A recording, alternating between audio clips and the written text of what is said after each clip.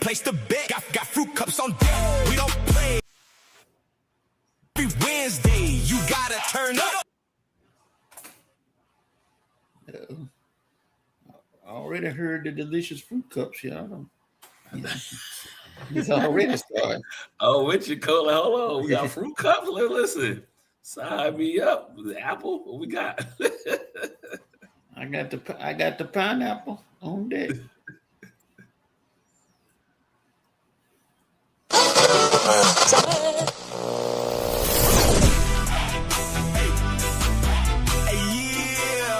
Y'all know what time it is. Yeah, I don't even gotta say it. Y'all already know. Yeah. SRT the click. We in the A. SRT the click. Keep it super lit. Got a check. Need a place to bet. Got fruit cups on deck. We don't play. Every Wednesday, you gotta turn up. Keep it real. Everybody in the A. Tune to us. Yeah. Super slick when I spin move. I just touch down. Real smooth. And it's H.O. from Bankhead. So we don't tie. We gotta go for two. Big money ain't nothing fun. Coach call it a play. We gotta fall in. SRT be the crew. You know we ballin'. Sports round table. The only option. Bankhead. So what I do? Turn up every Wednesday with the SRT crew. Yeah. So what I do? Turn up every Wednesday with the SRT crew.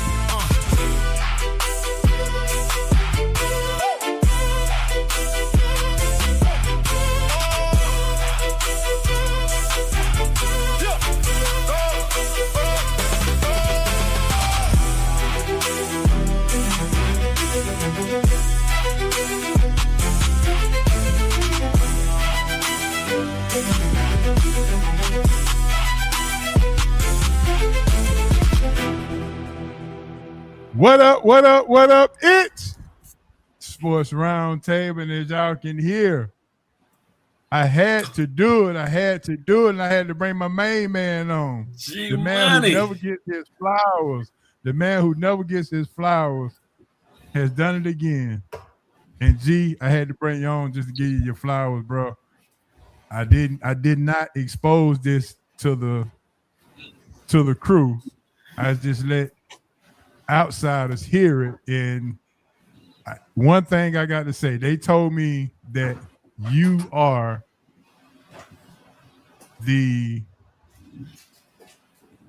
one of the greatest producers that nobody knows about. Comedian too. Don't leave that out, H.O. Say it again. He on a comedian. He on a comedy set tour too. Don't forget that. Yeah. That's right. Yeah. So he's all over the place. But I let my brother hear, who actually created the beat, and he said, "Did Pharrell do that?" G Money. I said, "Nah, G Money remixed that thing really, really well." And he said, "Oh wow." He said he got the orchestra and the violets and the violins. And I said, I'm gonna have to get G on to see, what were you thinking about when you actually did the remix? What was going through your head, your mind, and what were you trying to get accomplished? I'm trying to keep the beat as close to the original as possible. And using some different tools to tweak the lyrics, to update it. And just to update it, like, okay, do producers still use the violins in some way, or how can it still sound like Atlanta? So I don't play any instruments. This was just a digital audio workstation, and this was the result. And and then like I sent it to H.O. last week, like use this if only with your approval. And I was fortunate that the vocals stayed the same too, close to the original. So exactly. Yeah. But let me give you your hand claps and all of that. Man, y'all don't hear G Money sounding like the educated rapper All right, my acoustics were very positive, and you all cannot touch my beats Violins. because they are playing. You talking about fruit cups? I was done right there. The song was over. You talked about fruit cups. I said, "Yeah, boy, that's the beat right there." The fruit cups. In I had to reference that. That's as long as I've been associated with the show. That's been a key word. You pulled off another hit, dog. That's another classic right me there. and Coach fighting over what kind of fruit cups. I want the apple. I got the pineapple. So G, this is the thing though. What they don't know is every week I send you the show so you can put the intro on there. So the intro I was using was an old intro. So Yeah. I would send you the show so you can do the intro. And I guess you got tired of listening to it yourself. So I guess you had to remix, and then when you send it to me, it needed an update. It needed an update. it did need an update. So Yes, sir. 2026 is G. You gotta look. You got some comments in there. G Money is I don't know if I want to be Jalen Brown Brown. of the music world. Smartest guy in the room. Well, it's safe to say, G Money, you have officially My broken up brother's Kyrie and LeBron. I don't care what they say. They broke up now after hearing that. He ain't got to worry about that no more. Coach, did I tell you correctly, Coach? Yes, sir. You did. I said they go officially break up Kyrie and LeBron for sure. It sure is. It's over for them. So G, after you sent me all of the bumpers, the six bumper, Coach likes the SRT Fun Bag bumper, not knowing that you actually created that one as well. Yeah, depending on which ones you use, all the bumpers I created back in 2016 when the show came to what was the now defunct Real 1100 AM. But yeah, created all the bumpers, and they're still used. I'm happy that they're still being used for the show. Yeah, that SRT Fun Bag bumper was a hit for sure. G, you getting all kind of love in the chat, bro. I guess I am, Dez. I appreciate it. Thank you. Yeah. Thank you. So I'm glad y'all. Oh, for sure. One thing I do realize is I think you and Steph Curry was born on the same day, right? Y'all got the same birthday. You and Steph? Yeah, we got the same birthday. Shoot a shoot. That's Right. G Money. So now, Shoot a shoot. so now I can understand. Now I can understand the modestness and the greatness all in one. Now I understand that birthday holds a special talent somewhere in the world with all the people that birthday is on that day. So I do understand. Yeah, there's also Larry Johnson, Wes Unseld, Simone Biles, Kirby Puckett. Oh wow, boy, you got some birthday hitters on there. That's all Yeah, the thing, G. I saw Simone on the ESPYs. That I have some concerns. She was filling out a little bit. You ain't got no. Your better half got some concerns. What your eyes doing over there? No, like I said, you can't stop me today, Ace Brown. Yes, sir. You can't stop me today. I'm on a roll today, baby.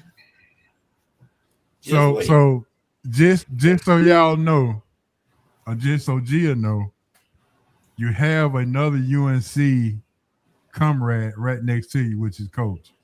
He is UNC through and through, and Coach G Money is UNC through and through.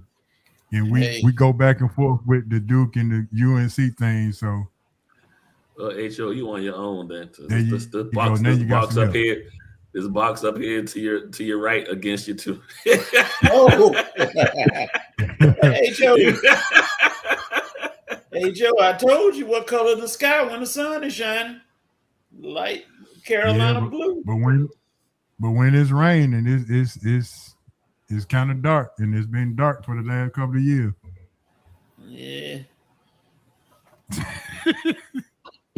Won't be dark for long. So you do know I can mute all of y'all, right? I know that. I know the danger I take for being honest.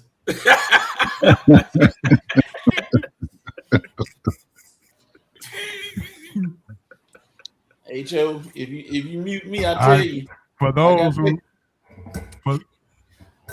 those who are just coming in, I'm gonna have to do one more thing before we get into our lovely hot news. The G go stick around for the first hour of the show just to show his talent. It's not just in the music; he can talk sports as well. But I'm gonna play the intro one more time just to verify all approvals.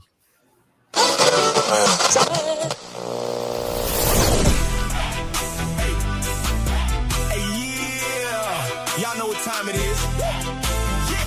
I don't even gotta say it. Y'all already know. SRT the click. We in the A. SRT the click. Keep it super lit. Got a check. Need a place to bet. Got fruit cups on deck. We don't play every Wednesday. You gotta turn up. Keep it real. Everybody in the A. Tune to us. Yeah. Super slick when I spin move. I just touch down. Wrist move and it's HO from Bankhead. So we don't tie. We gotta go for two. Big money ain't nothing fun. Coach color the play. We gotta fall in. SRT be the crew. You know we ballin'. Sports round table the only option. Bankhead. So what I do? Turn up every Wednesday with the SRT crew. Yeah. So what I do? Turn up every Wednesday with the SRT crew.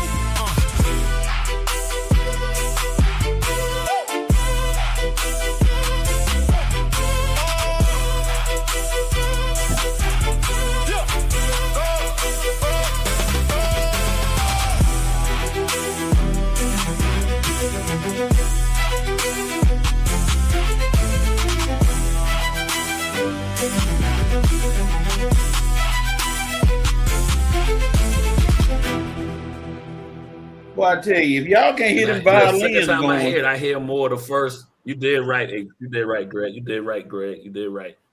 I hear more the second time. I hear the old, but I get the new as well. You did all right. You did all right. Dad said the ad libs are crazy. So, G, I did hear your G in there signifying that you did the beat, signifying that you remixed it. Yes, I can hear it all in there. Appreciate it. VP said the violins did it for him, former player himself.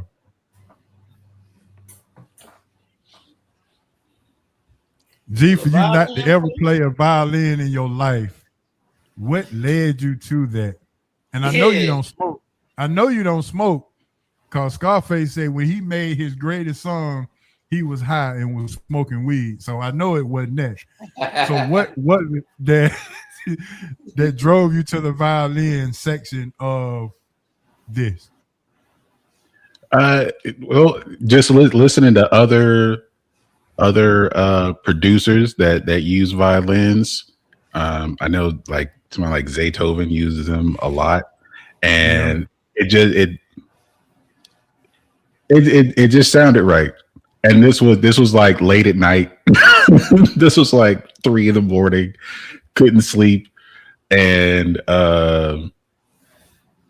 like this sounds right. And then I went to sleep, listened to it again, and it worked. And it like, okay, this was the right call. So yeah, that's why I went with.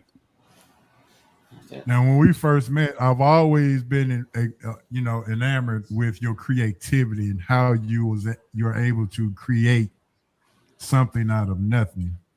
And this was possibly one of your greatest projects, I should say. Going to sleep saying that I got to get SRT remixed the correct way is a blessing. Certainly is a blessing. So now that we got that all out the way, guess what time it is, Coach? Time to get into some hot news. There you go. It's hot. This is why he hot. Blazing. Hot. Scorching. On fire. Red hot. This is why I'm hot. It's the Sports Roundtable Hot News. Hot news? Yes, sir. You already know the Sports Table Round Hot News is sponsored by Big Easy Grill, 1193 Collier Road, Atlanta, Georgia. Big Easy Grill, the best place you can go and get you some Louisiana seafood. Takes 2 bites, get rid of 1 shrimp. They call it the 2 shrimp biters at Big Easy Grill. Get them crab claws, also some red beans and rice, and some Arnold Palmer to wash it all down with. If you don't believe me, you can ask Coach, you can ask G, and you can ask Ace. The Big Easy Grill is the place to be. Make sure you mention Sports Roundtable or SRT. You get your SRT discount for sure. G Money tapped into his far side of the. Dula Mangata. G, you gotta know you're a modest guy, but you gotta get your flowers and your love tonight, my man. So I appreciate it to you all day and all night. With that being said, the WNBA is holding its own. Coach, I just saw the other day that there's a documentary coming out with the WNBA featuring your girl, Collier. Is it who else? There's three women that they're featuring. Nafisa Collier. I'm sure VP will tell me in a minute, but it's a documentary. They done got so big now that they got WNBA documentaries coming up. I just wanted to kind of get your thoughts on that, Coach. And if there's a documentary that you want them to do in the WNBA, what 3 layers would you want them to follow? You can follow, I say Collier, Wilson, and Clark. I would go with those 3. Because sometimes they get all 3 of them get misunderstood. Well, Collier, she's not with that contract. They, you misunderstand those girls sometimes. I think you need to go backstage, see what they're going through. Those would be some good documentaries. I'll get in the car with Life in the W is what it's called. Mm-hmm. Life in the W. Hey, so you jumping in the car with Coach?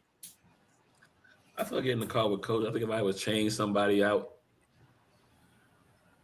I might change 2 people out. But I think here in Atlanta, I think people need to kind of understand what moves and drives Angel Reese. Yeah, I'm sure. I knew VP was gonna tell us. The doc would feature Asia, Fee, and Juana Bonner. Yeah, that's it. Living the life in the W. Yeah. G Money, but I what's like your the other thoughts? 2. What 3? Coach said though. I like that those 3 that are being followed. I think that I'm not so sure about Caitlin Clark, only because it's she could probably have her own with the kind of attention that she gets, and it's bordering on overexposure. Anytime she does, like every game is scrutinized so much that, and then some people who are new to watching the WNBA don't want to get the truth with Caitlin Clark. And it's going to be sanitized. Like that's to protect her as been a conversation recently. Is she the face of the league? I don't know if y'all talked about that exactly, but I don't think she is yet. A very popular topic, but she's not the face of the league because she hasn't accomplished anything yet. But she had a 1 year G Money. She had a 1 year last year, and then too many girls came in this year that are doing so much things, right? And then next year you're gonna have another set of girls that are gonna be waiting. There are players who are doing the things that she was kind of expected to do, like Paige Beckers last year, Olivia Miles this year. Olivia Miles could win MVP. We talked about that for sure. They've kind of, but even though she's still a good player, like she is still top 2 or 3 in points. She was up there in assists, first or second, something like that. So it's not like she's a bad player, but for what I guess the success part hasn't come yet. So there are high expectations for her, but I think it's people who are new to watching the league are kind of missing the whole point of there is a lot of talent in the league. Like it can be cutthroat in some regard. There are first round picks that get cut before they play a game. Mm-hmm. So it's a tough league. Not to say she's going to get cut or anything, but if she struggles, then it's not like necessarily a bad thing, but to put all of this on her, she's kind of in her own category in that regard, as far as like her popularity. But some people could miss the point with, or they'll complain if she's part of this. They're following 3 players and people are like, "Oh, there's not enough Caitlyn." Well, that's not the point of this. Exactly. Now, stay right there for me, G. Now, I've got to ask you this.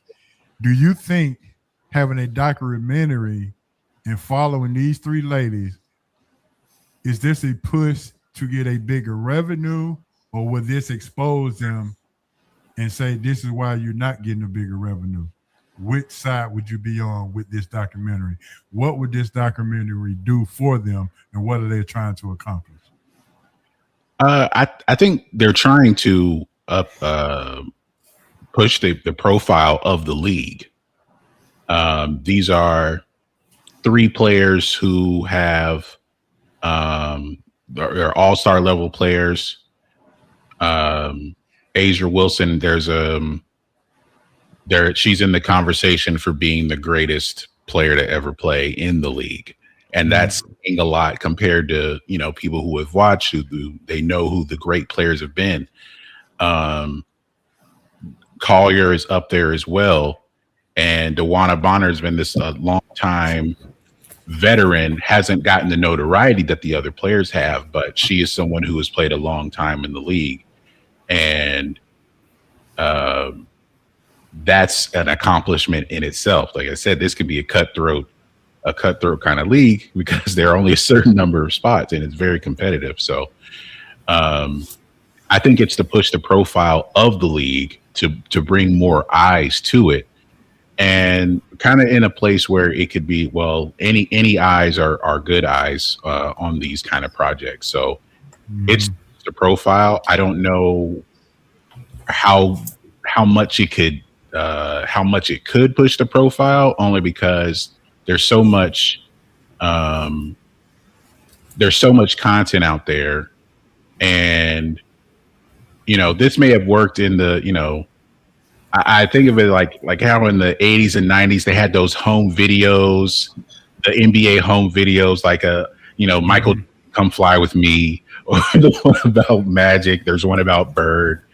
And that was to push the profile of the league and how it, exploded globally in the 90s. So it's kind of a similar track with the WNBA. But this is a different time and how people consume this kind of content. But it can work if they market it and promote it in the right way. There could be a lot of eyes on it. And depending on what kind of what things people can learn different kind of things. So it all depends on what they is actually put out there. Coach, what's your thoughts? Do you think this is pushing what narrative do you think we can get out of this by them doing a documentary? The more exposure, the better. I mean, every little bit of exposure helps to those people. And if it was me, also, I'd like to go. I would go back to the history and look at those ladies who paved the way for these ladies. Because some people act like this the first year the WNBA started. I'm like, oh no, you got to go back and look at some of those teams and some of those girls, ladies that played back in the day. You talking about some basketball? They were balling. So I don't know. I mean, they missing something. Would it help if they go and get a Cynthia Cooper, Tina Thompson, Elisa Leslie to kind of talk about the beginnings of the WNBA from their point of view to now of these young ladies now, to kind of bridge all of that together to bring the eyes and the history to the world, because some of us didn't catch the WNBA until Caitlin Clark started to get talked about. I mean, let's be honest. They missed that kind of boat. What year is this of the WNBA? Year 30, year 20, year 30. They kind of missed that silver. They kind of missed that silver time when it was year 25. That should have been the year to bring back all the old school. I mean, it still wouldn't hurt. But I'm with Coach though. The more airtime you can get, the more eyes you can get, whether it works or not, is still the more push you can get into the mainstream is good. So now, do they have the right network pushing them with ESPN letting go and laying off all these people?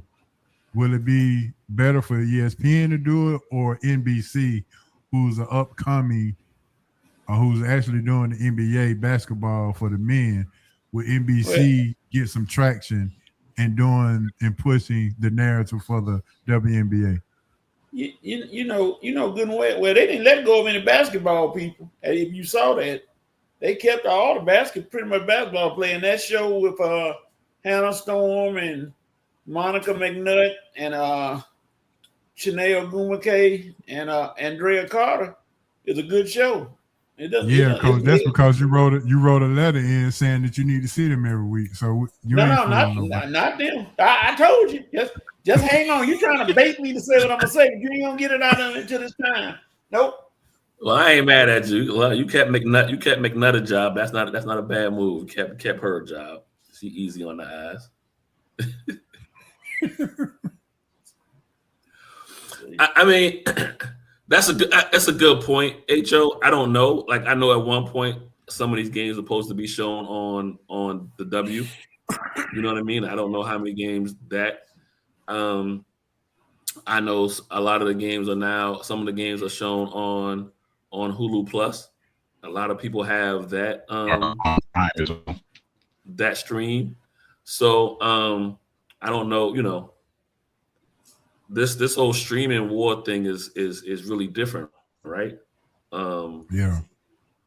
I don't think the WNBA is good enough to be on multiple streams. They need to be in one place where we know we can find them. But I don't think it should be the W, like the app, the Lifetime, because I still don't think they got a large TV viewing of women. I think the people who still watch the WNBA via TV is men. I think women go to the games. I think men watch them on TV. Please don't put them on Lifetime. All Lifetime is a woman gets scorned. That's what I'm saying. Or a woman gets cheated on. They did that for a while. The games were on Lifetime and trying to have the broadcast like cater to women. And nobody was watching. If you want to get the widest audience possible, you have to go to ESPN. And I think NBC, like I think they showed some games like in the early days of the league. I think NBC had some games, but really it's been ESPN that has they have carried these games for years. And so it's kind of like they're the only ones who, I wouldn't say they're the only ones that are interested, but they keep going because it's a good filler for them. Yeah, it's a filler for them. You know, I'm not trying to not. I appreciate the WNBA, and I like these last couple of years. I think the next few years they're going to have a bright future. But as far as TV goes and all that kind of stuff, you got to admit for ESPN in the summertime, this is a filler for them, right? It's something, I push it because they're not showing baseball as much, and baseball is going to the streaming. They're on Apple TV or Prime, so they got to put something on. And right now during summer, it's going to be. They have the WNBA. They don't. College football and the NFL aren't here yet. They showed Summer League, but that's only like 2 weeks. So it doesn't hurt for them to push it because it's all they have right now. All they're going to have. So real quick before I bring E-Dub on for the Hawks report. Or, Summer Olympics or whatever it is. All right, real quick. Would you rather see the Big Three or the WNBA during the summertime? WNBA. I keep forgetting about the Big Three. Yeah. I keep forgetting that's going on. I keep forgetting about them. Greg, 2 years ago when they were here in Atlanta, that's the last time I remember about the Big Three. When they were doing it was 2018. So when they were doing it, but it was 2 years ago, 3 years ago, they were doing something at Georgia State or whatever. They had something downtown. They had guys coming in trying to win or whatever. But that was the last time I really paid attention to the Big Three. I went in 2018. It was the first year of it. They played in Duluth. I went there and saw that too. And then a couple of years later, they were at State Farm. That was maybe 2019. Yeah, I went to Gwinnett. We call Gwinnett the house that Maya Moore built. Yeah. I mean, what would you rather see? Skylar Diggins and the old lady run up and down the court, or Lance Stevenson arguing with somebody? Old washed up NBA player, right? That Michael Beasley. Michael Beasley kissed somebody the other day. Give me the WNBA all day. Man, please. All right, with that being said, man, we're going to roll on over to the Hawks. And we got my main man in the car. Coach, get ready. Coach, get ready for your questions because we got this Hawks report. Got my main man is in the building, man. Mr. E-Dub is in the building. What up, E? What's up, folks? How we living? Yeah, good to see you, man. We good. Yes, sir. What up, Bro, I had to bring G Money in, man. He did a little remix for you, boy. I said, woo. Yes, sir. Good to see you, man. Hope all is well with everybody. Yes, sir. I see HO got us doing the 5-man swing on here. We got, we playing zone. Man. How we playing HO, playing zone, playing man-to-man? We doing 2-3? What we got going on? Well, we gonna ask E-Dub since he closer to the clipboard than we are. Hey, we're gonna run a 2-3. Me and G up top. Y'all got the bottom. All right. That's right, E-Dub. Blind them with the golden microphone. That's all we got to do, baby. We got them blind. Yeah. So, E-Dub, something happened this past week with the Hawks, and I had to get you on to talk about it. Zachary Risacher has finally left the building. Did it have to happen? Were you glad that it happened? Or we just needed more depth? We just need to get off of that first round overall pick. Just give me your thoughts on that. Well, the thing with Zachary Risacher is once you traded Trae Young, you essentially traded Zachary Ricochet because his value was dependent on a player like Trae Young.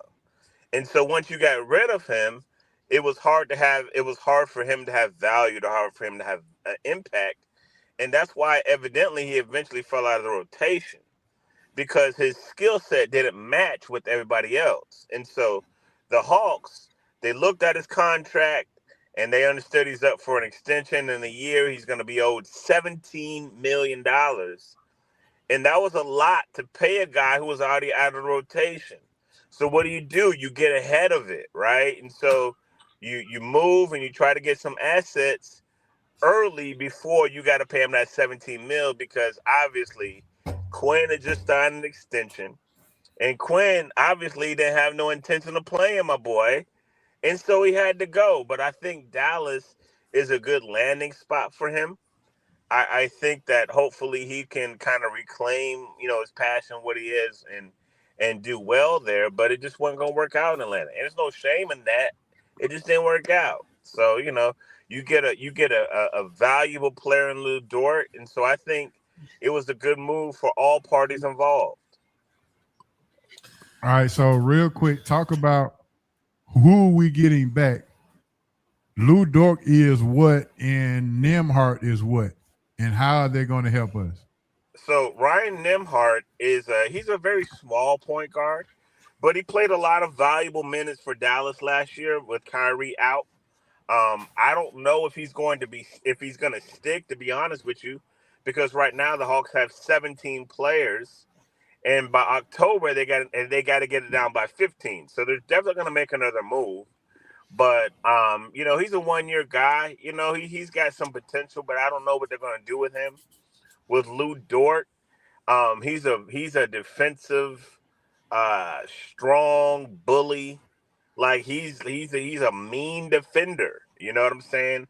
Offensively, it can be kind of touch and go, but at the very least, you're bringing a guy who was an NBA champion into your locker room, and that is of value to me. Anytime you have a guy who's been to the mountaintop and can come in the locker room and flash a ring, that's value. So they're definitely getting the best player in the deal. He's on an expiring contract. And so, like I said, I think this move is a win-win for all three parties. All right, E-Dub, before I give the Atlanta Hawks a Buster Award, I need to confirm this with you.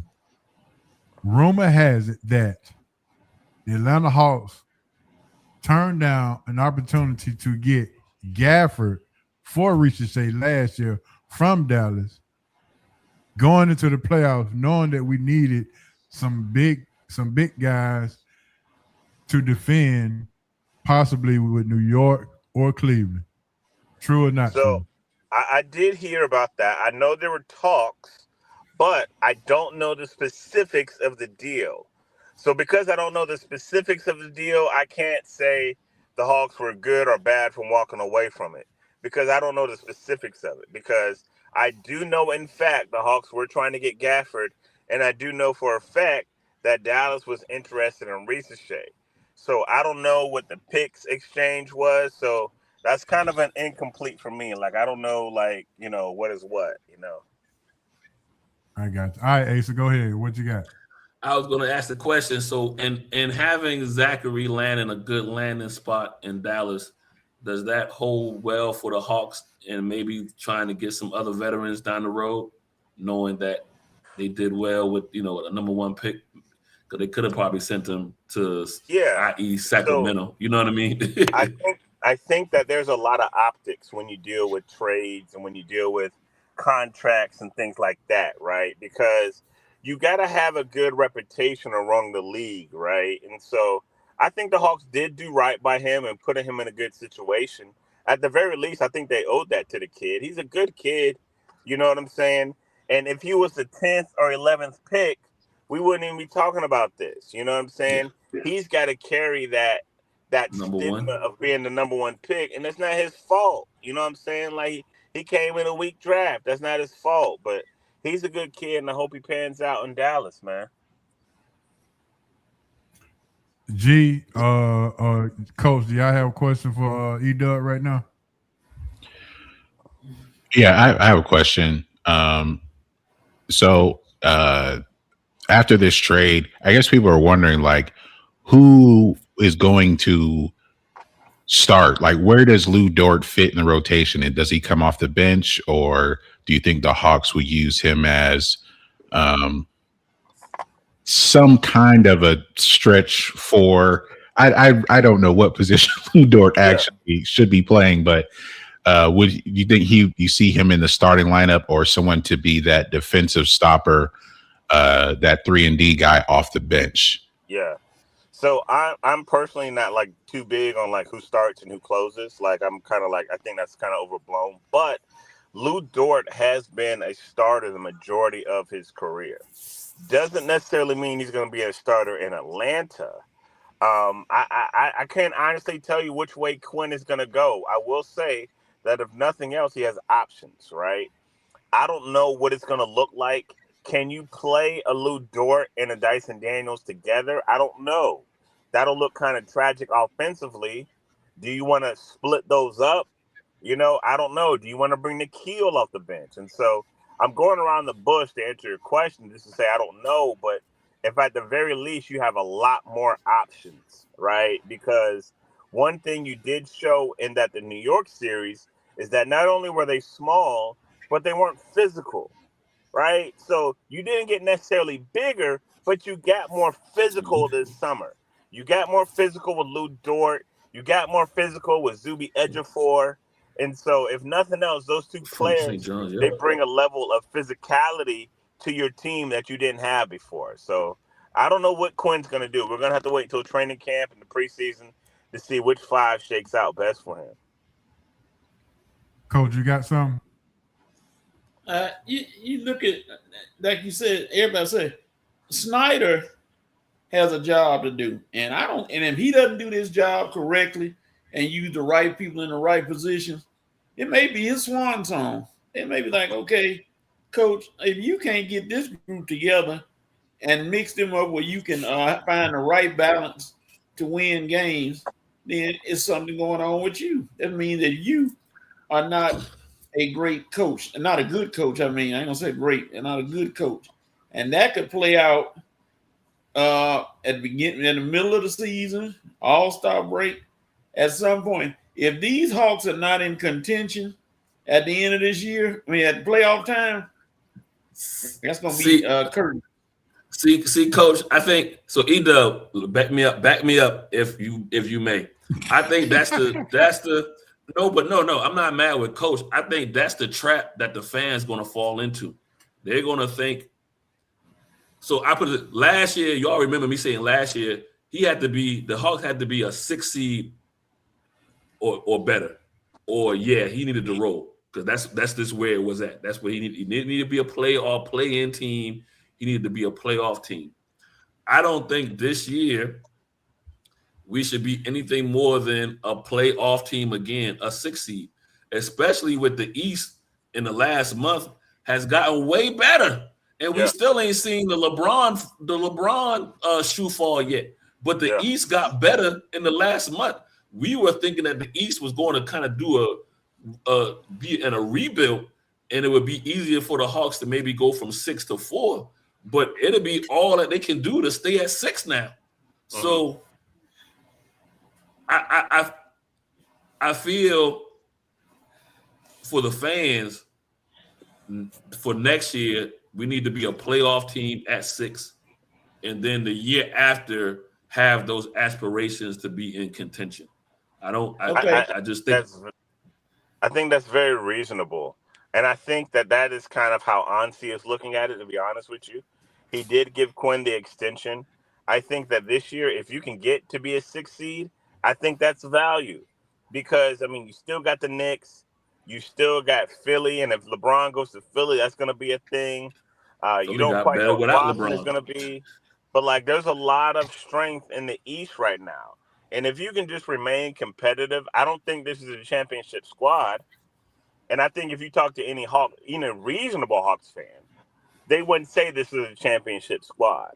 But your goal is to make steps. And I think that one thing that they've done with the accumulation of Lou Dort for 1 year, with CJ McCollum 1 year, Jock Landale 1 year, you have roughly $50 million falling off your books next year, right? And not saying they're going to make a move, but that gives you flexibility to make moves, right? And so I think they're trending in the right direction, but I don't think anyone's going to mistake them for a championship team this year. Okay, Asa, let me ask you a question. And E-Dub, I can go with you. Tell me this. Why did the Hawks not throw anything at LeBron? They got Magic City.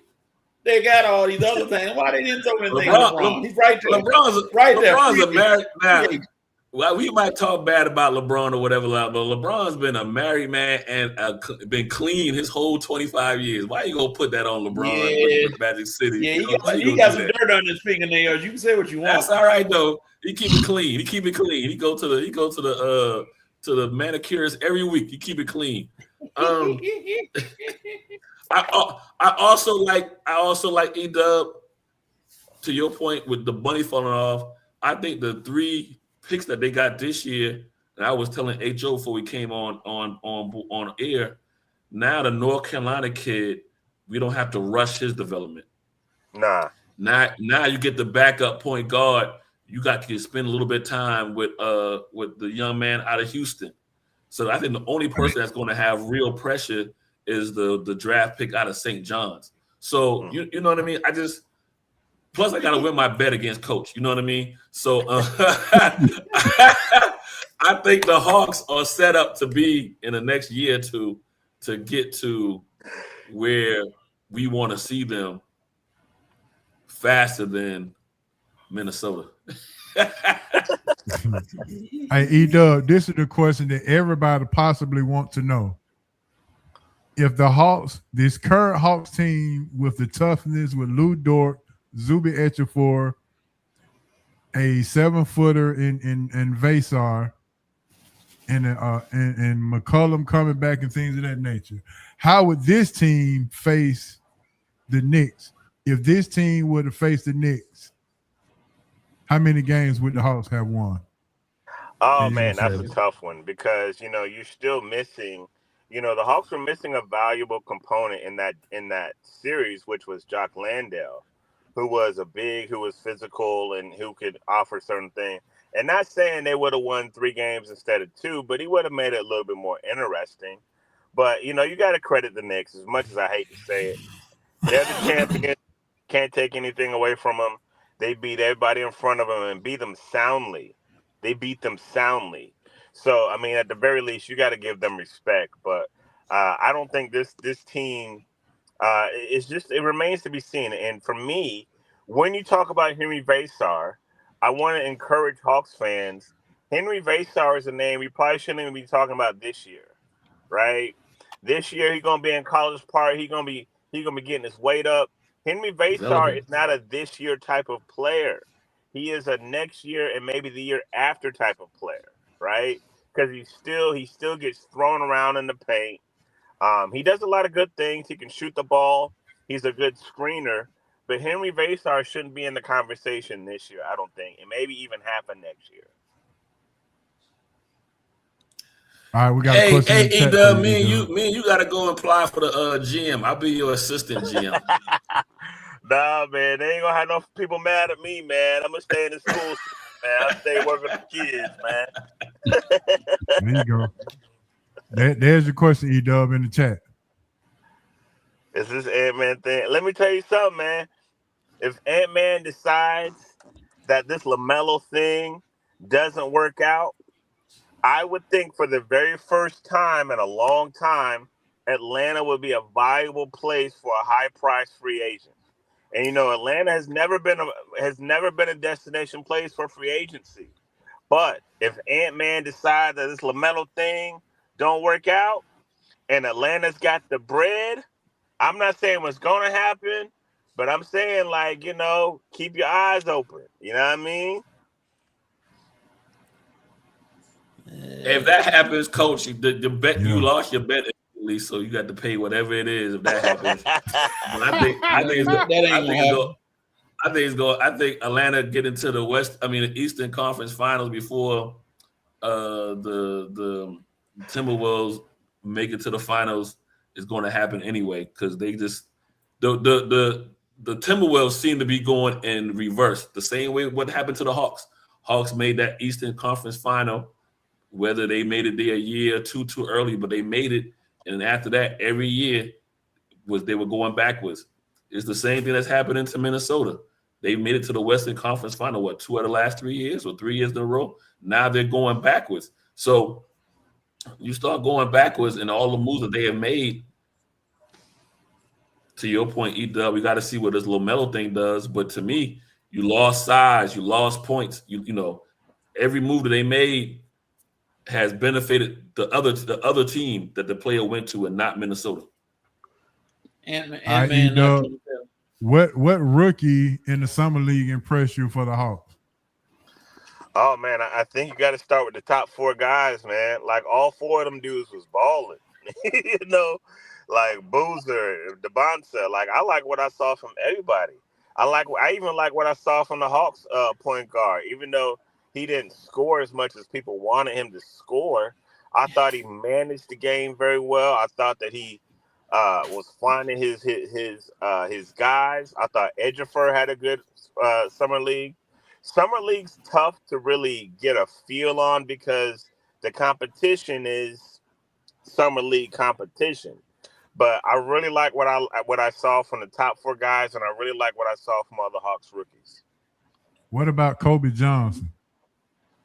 Kobe. I mean, I don't think that Kobe has. I don't think that there's a spot for Kobe on this team, unfortunately.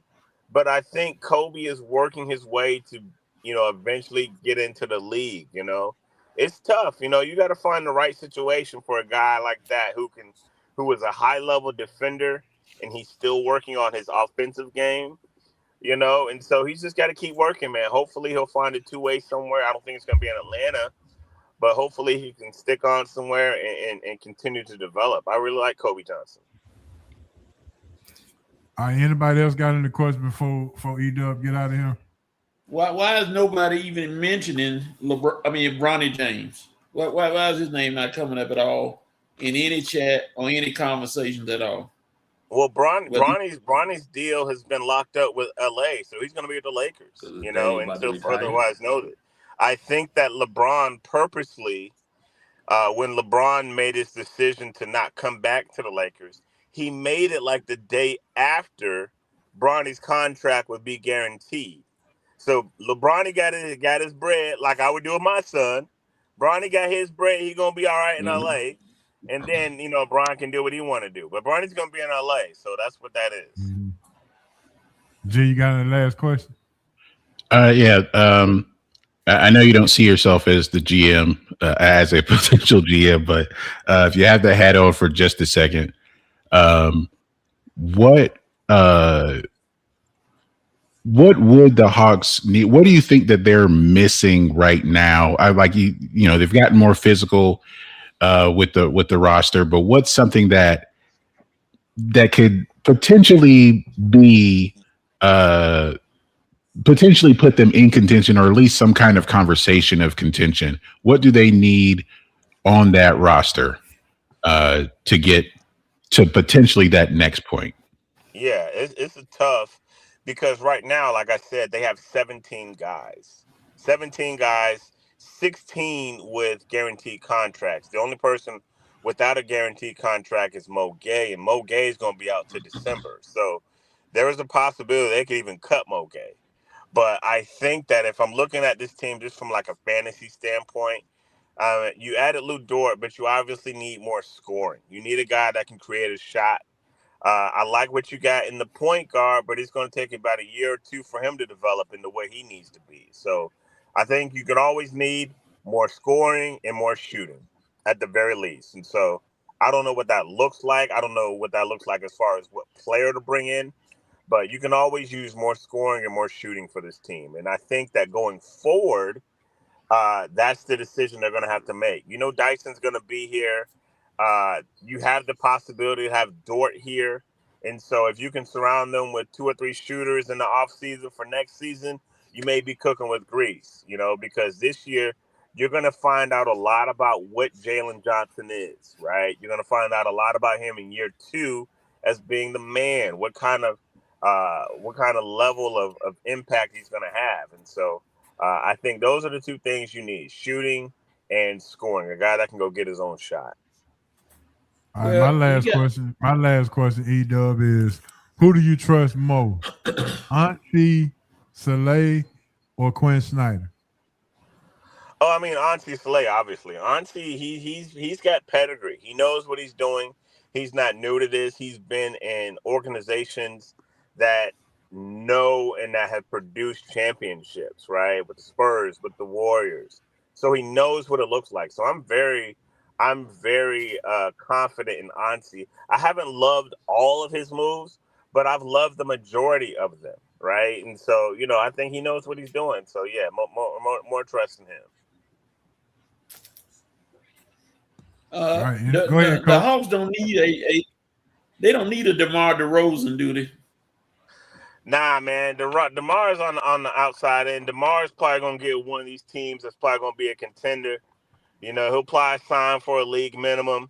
And, you know, he's in the sunset years of his career. He's had a great career, but nah, I don't see that with the Hawks, especially with the Hawks trying to trim their roster at the point. So nah.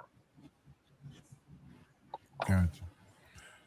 All right, E-Dub, I appreciate it. We're going to let you get on in the house, man, so you can get to your famous microphone and get to your podcast.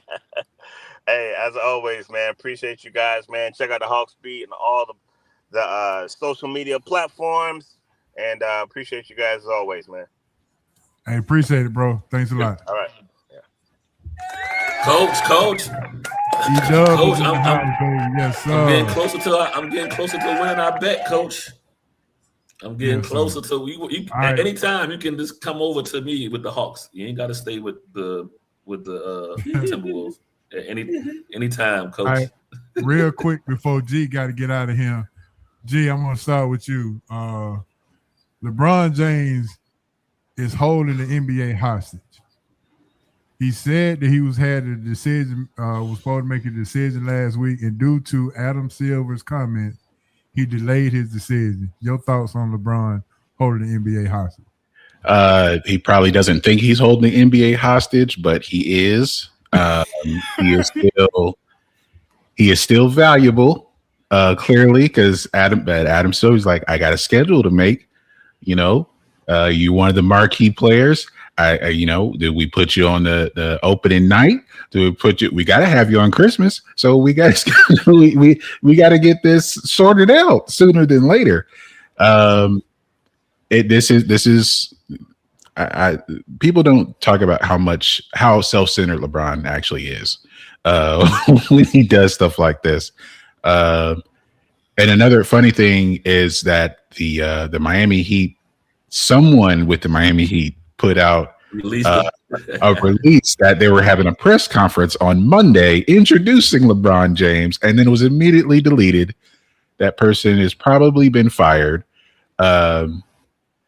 Maybe they jumped the gun or something like that. I'm hoping there's a decision this weekend. If we go into August and he still hasn't made a choice, there's going to be some kind of mutiny from the NBA. I don't know what that's going to look like, but it could be something like that. And I think it's coming down to Golden State, Miami, Cleveland. Denver is a wild card. Minnesota is a wild card. So is Philly. But I think it's between Miami, Cleveland, and Golden State. But this weekend, that my prediction is this weekend he makes a choice. Now, with your heart and hearts, what do you think he goes though?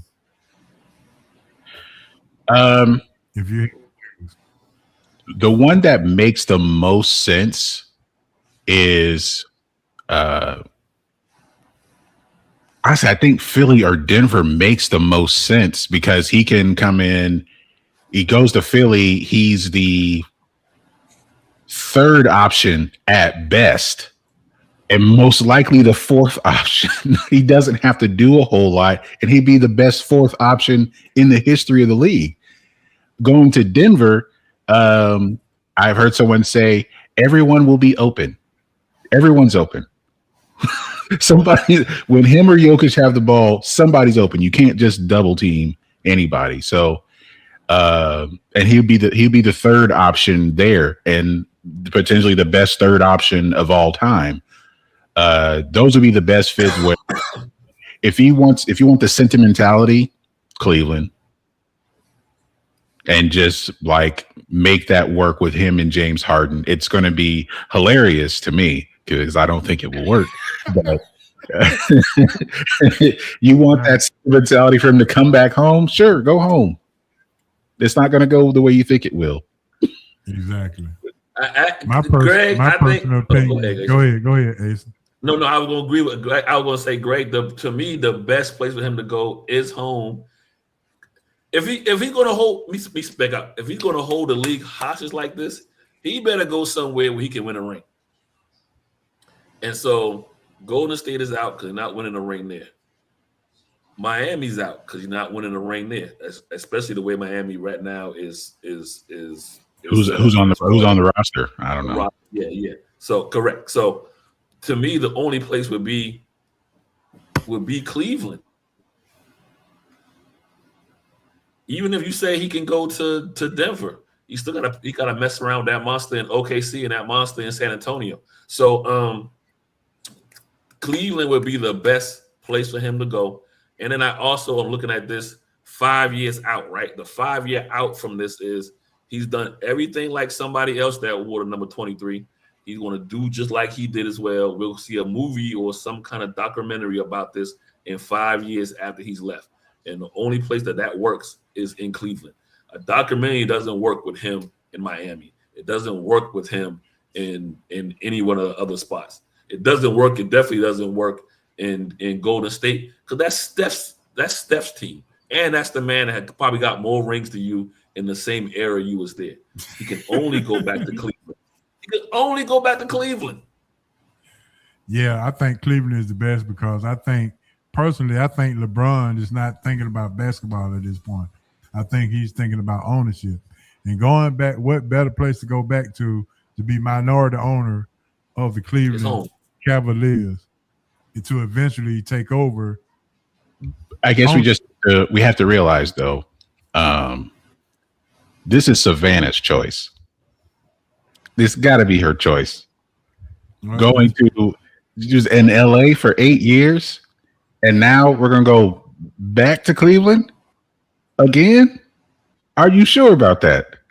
She ain't coming with him for these years. She can stay in LA. Well, I guess ain't she trying to start her own business as well? LA is a good place to start it. And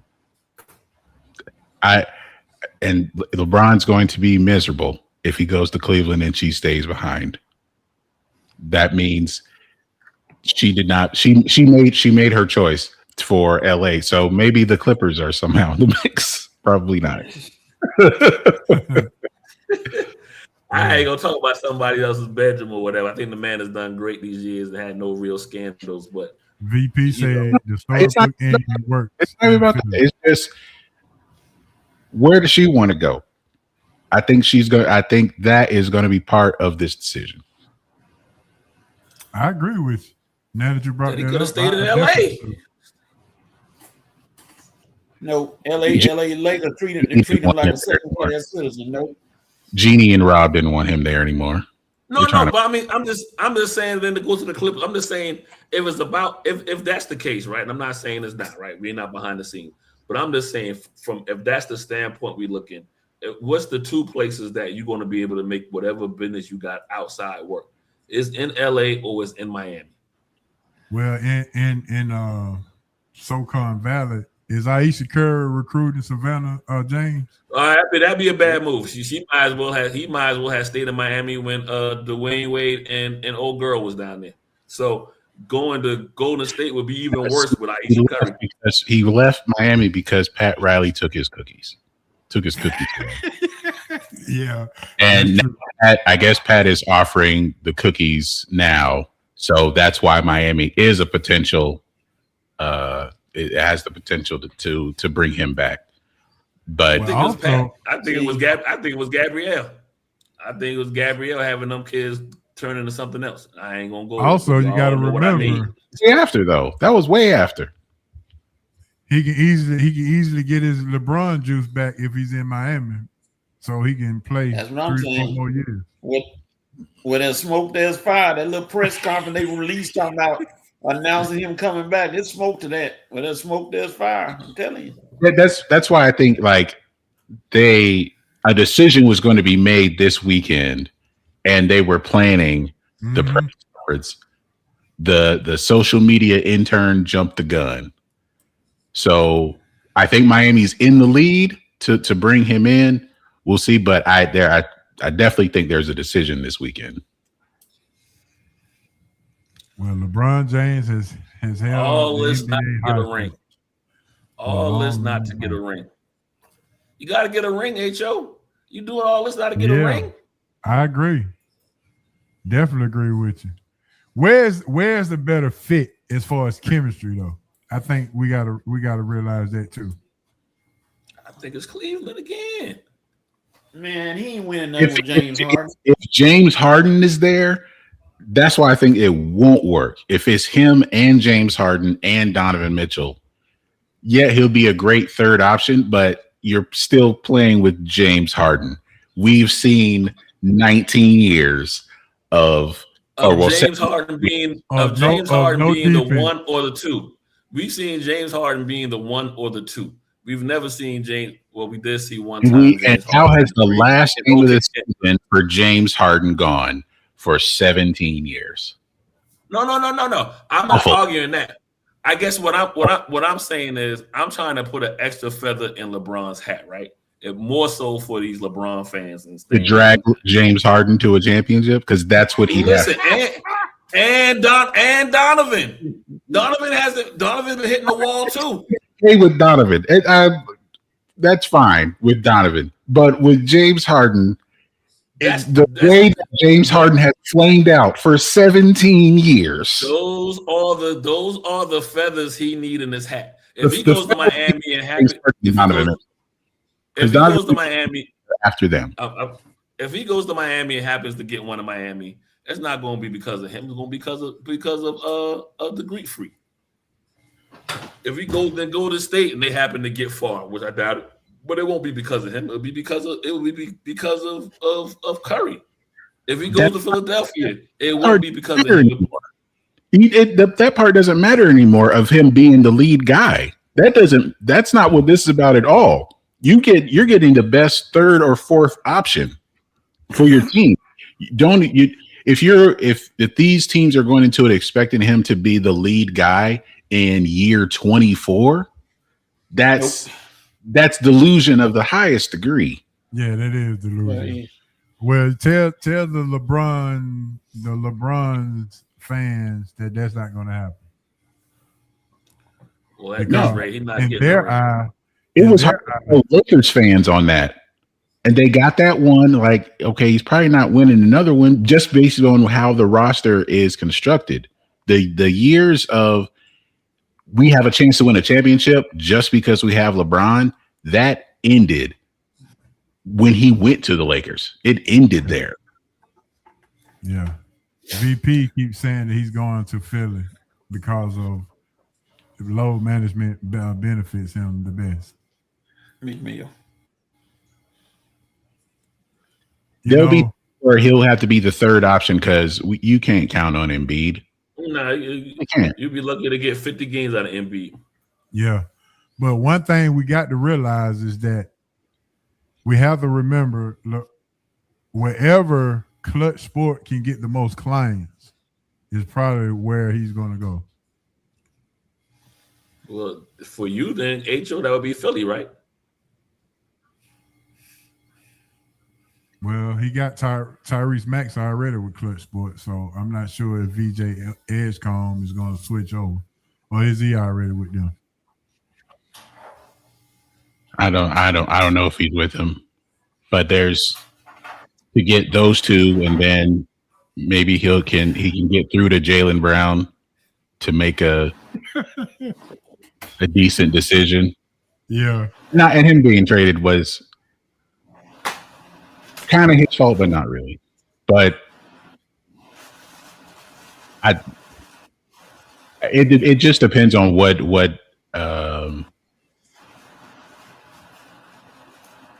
I think he fits in with Philly as a power forward, but I don't know. He's not going to be that traditional power forward. And he's going to want the ball, and Max sees him. There's only one ball. That's why Philly sounds good, but it could be a disaster, but not as the disaster as I think Cleveland will be, because James Harden is there.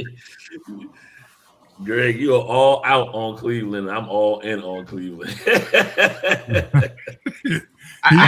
He's all out because of James Harden.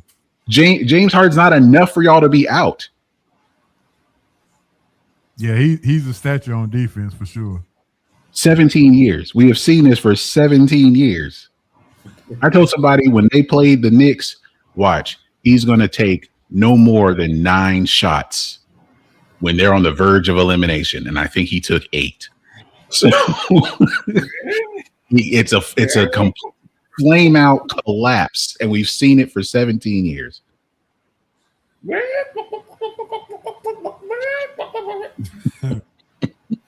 All right, with that being said, it's time for ball. Another feather. That would be another feather in his hat, Greg. Yeah. G, you gonna stay around? Yeah, you got right feathers. So you got to roll. I got to roll, but thank y'all for having me.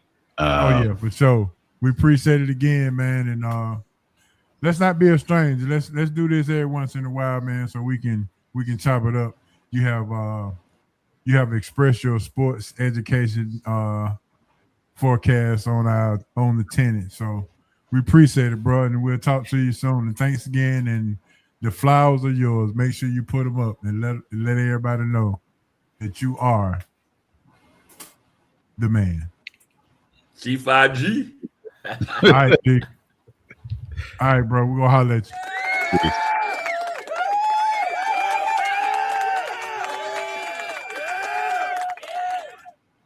Baller Busters and Bus Stop. Go ahead and put them in the chat and let's go with it.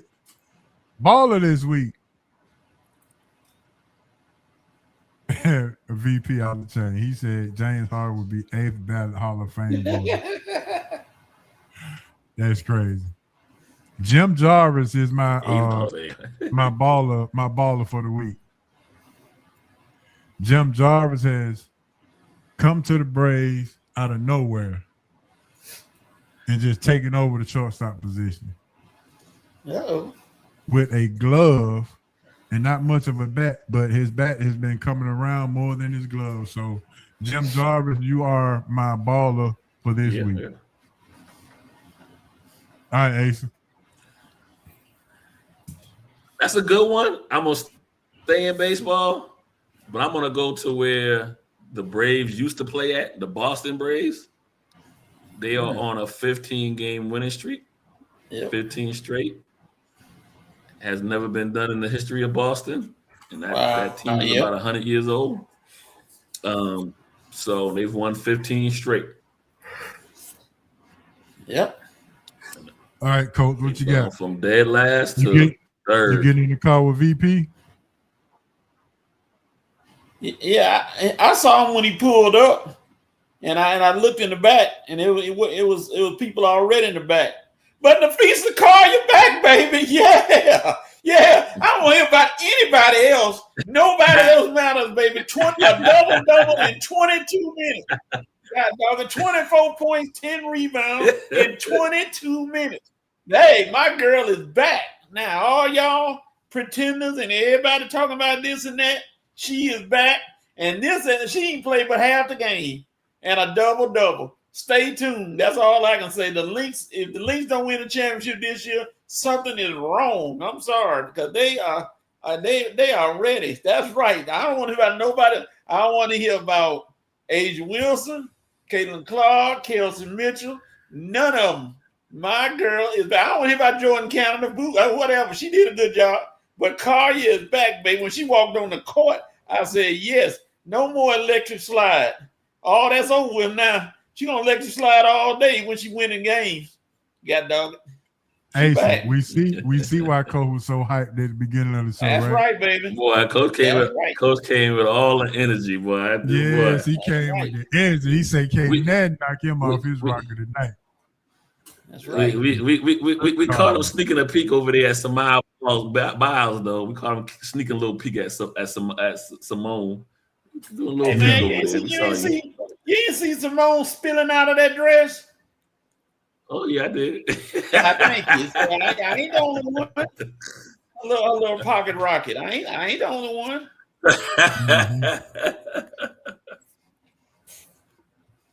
All right, here we go with the buster. My buster this week is definitely the Hawks for not pulling that deal. Dub couldn't confirm, but he did confirm that they've been trying to trade for Gafford, and they didn't get Gafford because I don't know why, but whatever it was, they should have got him last year instead of possibly letting him go to the Lakers this year. So they get my buster. Ace, I see you looking at the Braves though. Ace, what's your buster?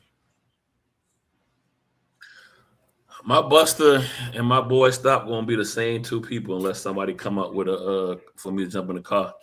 ESPN. Well, I say this. No fault of his own. He's on this list because he got fired. They did him like Craig and Friday. They fired him while he was at the job. Yeah, he was on air. On air. That's the first time. Usually they fire you on your day off. That never happened. They fire you while you're there. So I gotta put Ryan Clark on the buster. No fault of his own, but you can't get fired while you're on air. There you go, Coach. That's right. Thank you. That right there, VP. I agree with you right there. Ain't no need trying to hide it right there. Oh, yeah, Olivia Miles gonna win MVP and Rookie of the Year. She's gonna take all the awards. Nope. She's not getting MVP.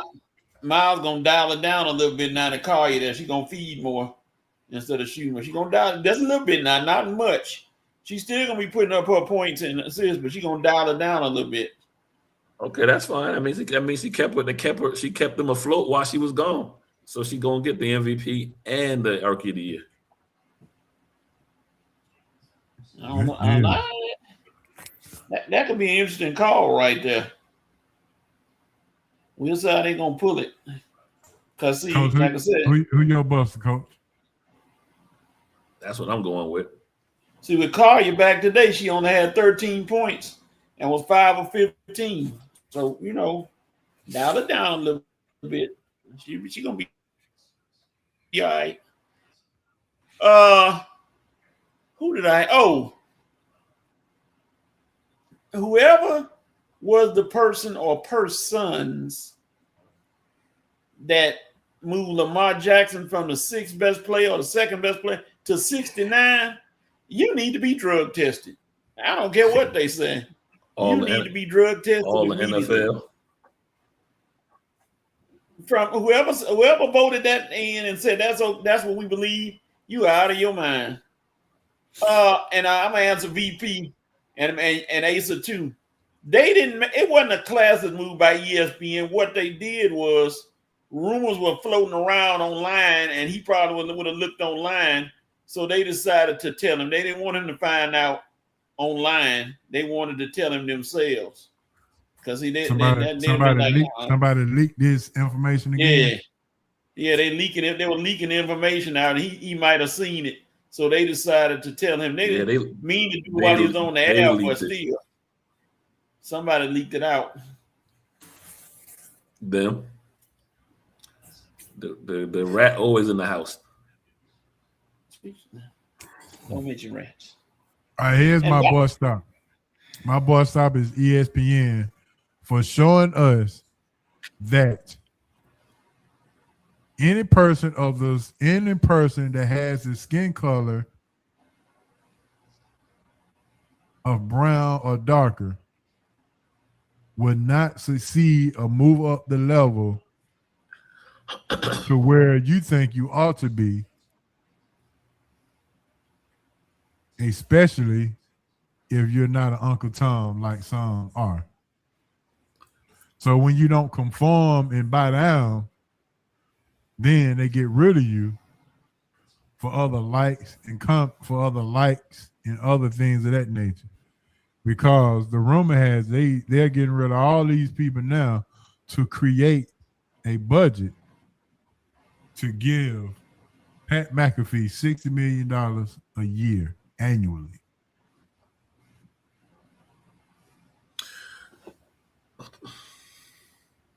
Yeah, so ESPN continues to be, well, they are my boy stop for them continuing to display what they're displaying, but we continue to support and watch, even though it's right in our face. So I'm gonna get in the car with you, but I'm gonna get in the car with you for slightly different reasons. I'm not saying that those reasons aren't valid, but slightly different reasons. I think also, you remember when MTV was popular and we used to watch MTV because of music and because of music videos? And eventually MTV went from music videos to TV shows to basically not showing any more MTV, any more music videos. They're everything but MTV. I think ESPN is going through that same. They're everything but sports now. I mean, they show live sports, but outside of that, they have nothing. None of those shows to me are connected to a point to the sports in itself, right? All these shows seem to have their own different agenda. And so I think ESPN lost their way in that way. I think the second thing with ESPN too, they also got to the boat late with how the streaming platforms and guys are able to create their own independent way of making money. I don't need ESPN. So the Rick Eisens and those guys now that call ESPN the mothership, but they have their own following, right? So and a lot of time they have them on competitive stations.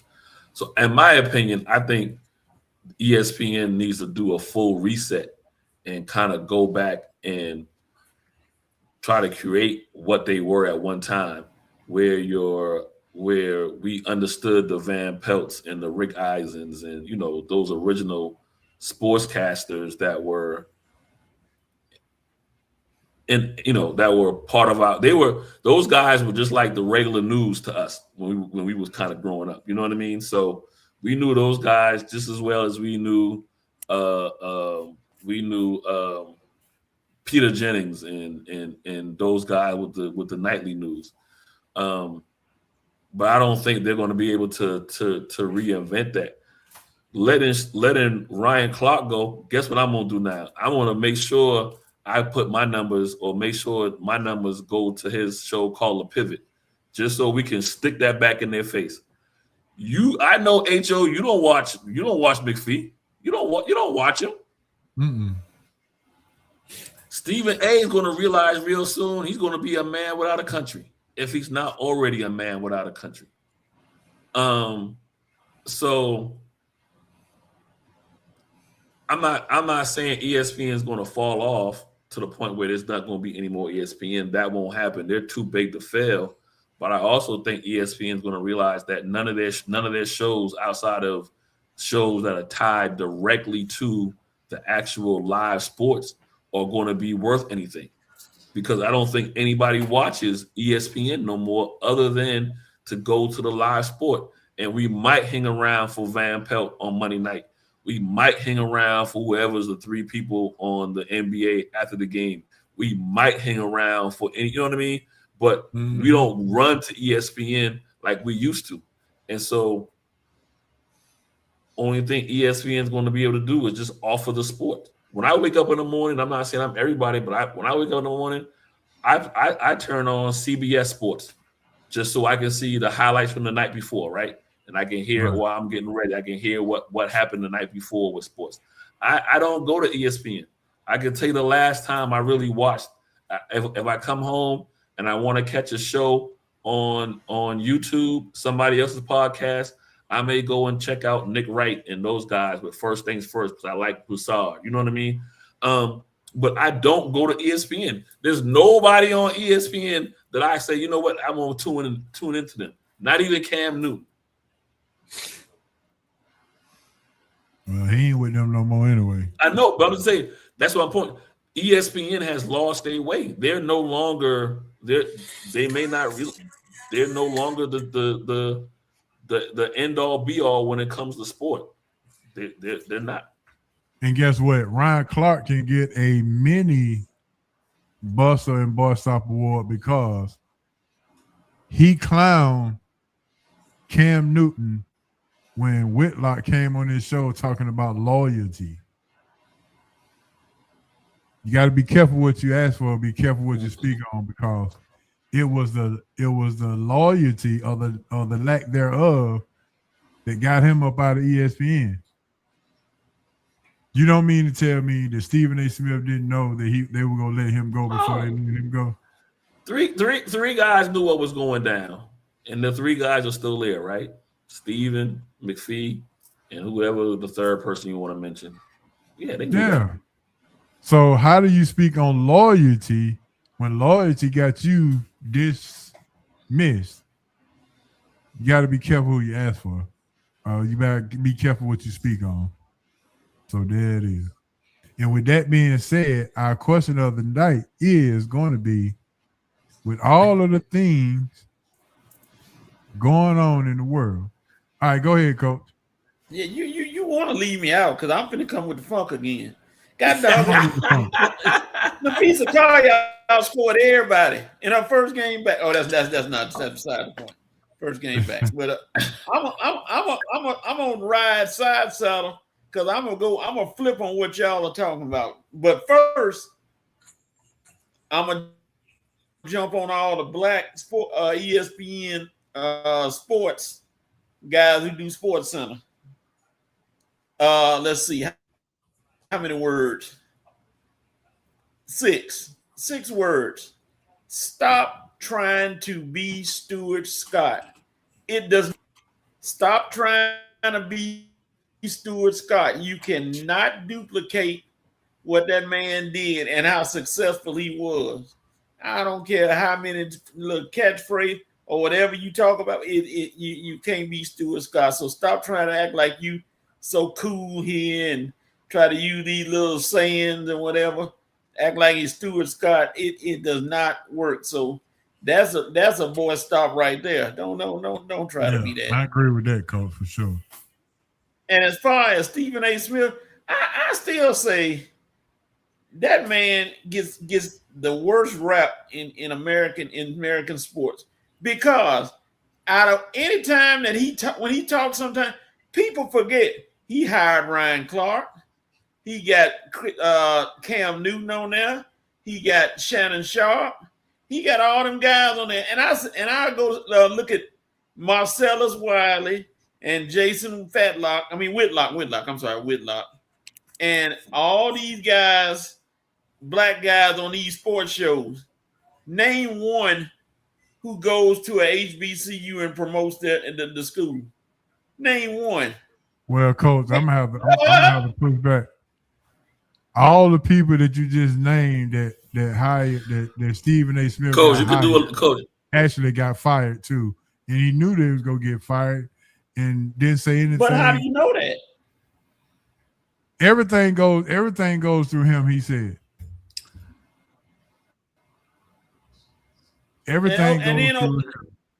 And then let's look at what he does I'm as far as go the even further with the NABJ. pushback. Go ahead.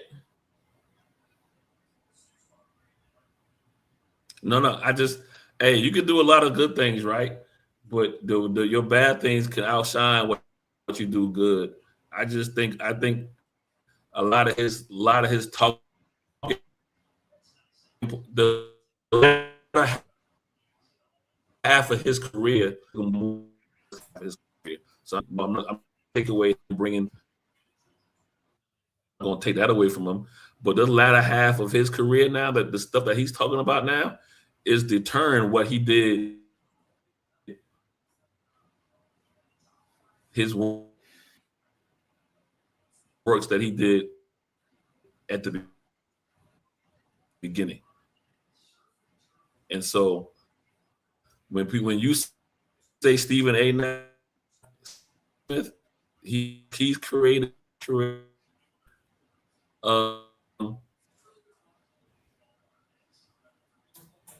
look at you funny when you his name, and that's opinion.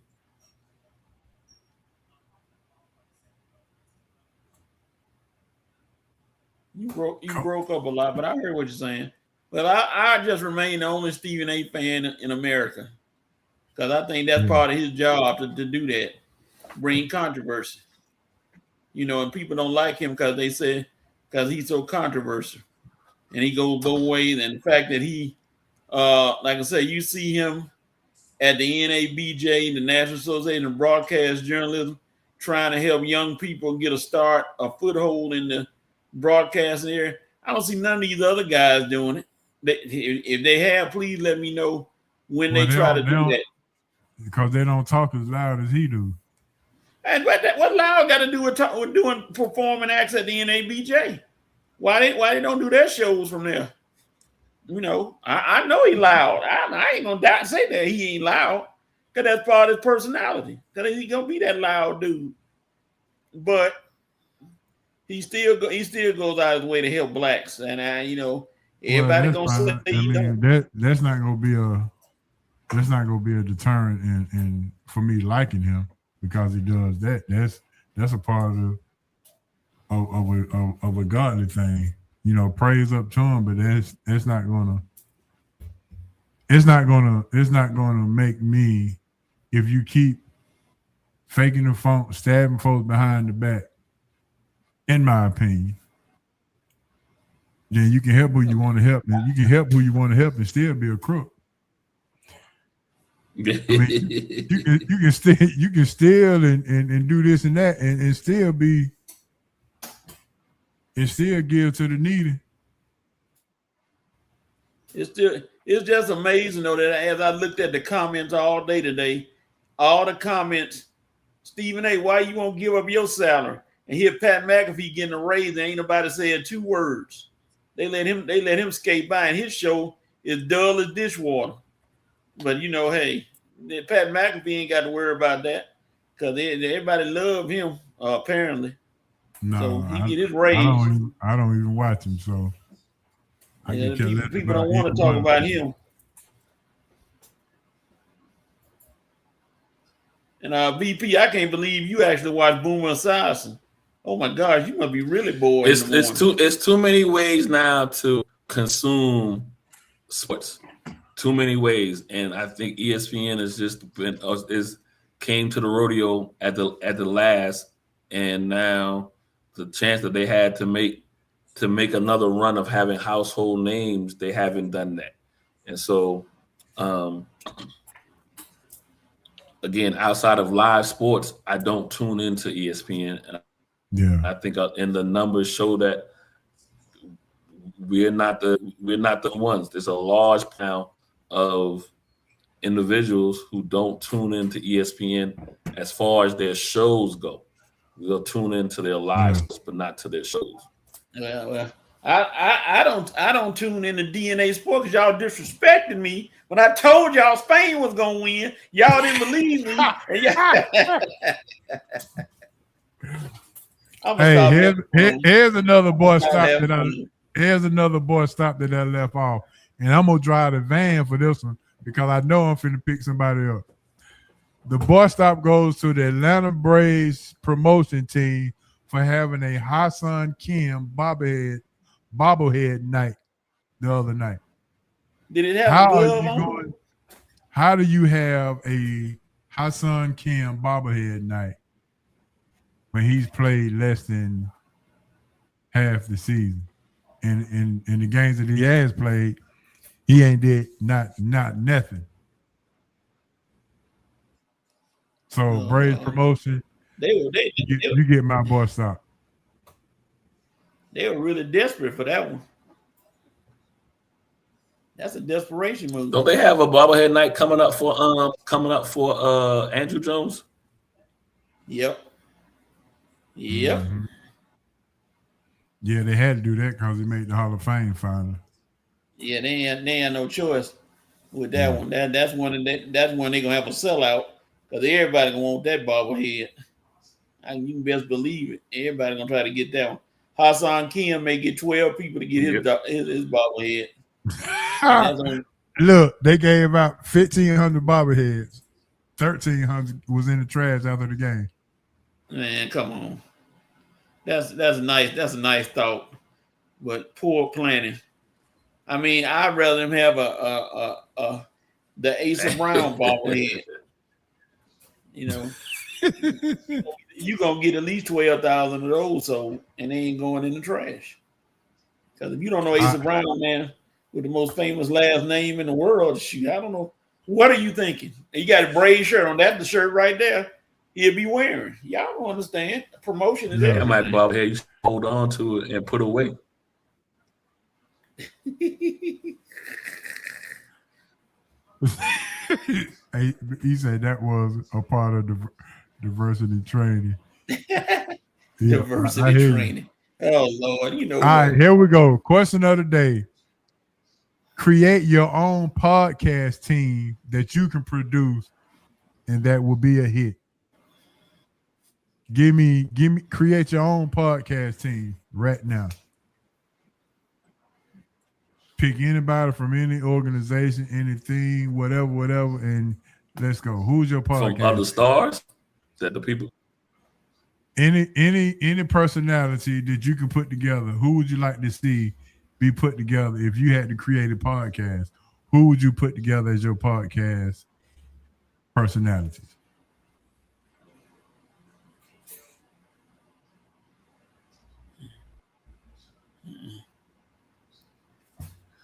Like I said, I like Broussard.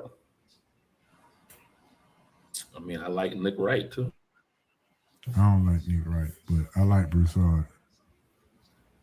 Shall I go first? I'm going with Cam Newton. I mean, I'm gonna go with the OGs though. The two OGs we did. I'm going with Cam Newton, Chris Broussard, and Joy Taylor. Joy. Eye candy. Which one of y'all gonna hit on the first?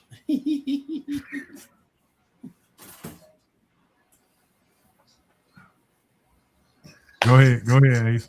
Who you got? Oh, you raise your hand because you're gonna hit on the first. That way. No, I go Monty Jones. I'll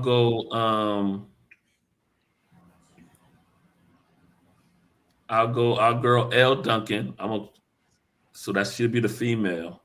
So Bomani, Elle Duncan, and then the third person, Broussard.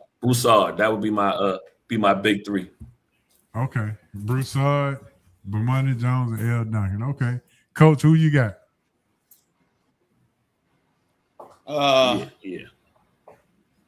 Lewis Riddick, The Rock, and Jameis Winston. You gonna get plenty of diverse talk on that one. Oh yeah. That's tough there. Oof. The Rock, Lewis Riddick. Who was the third person? Jameis Winston. Jameis never Winston. met a microphone he didn't like. I like Lewis too, yeah.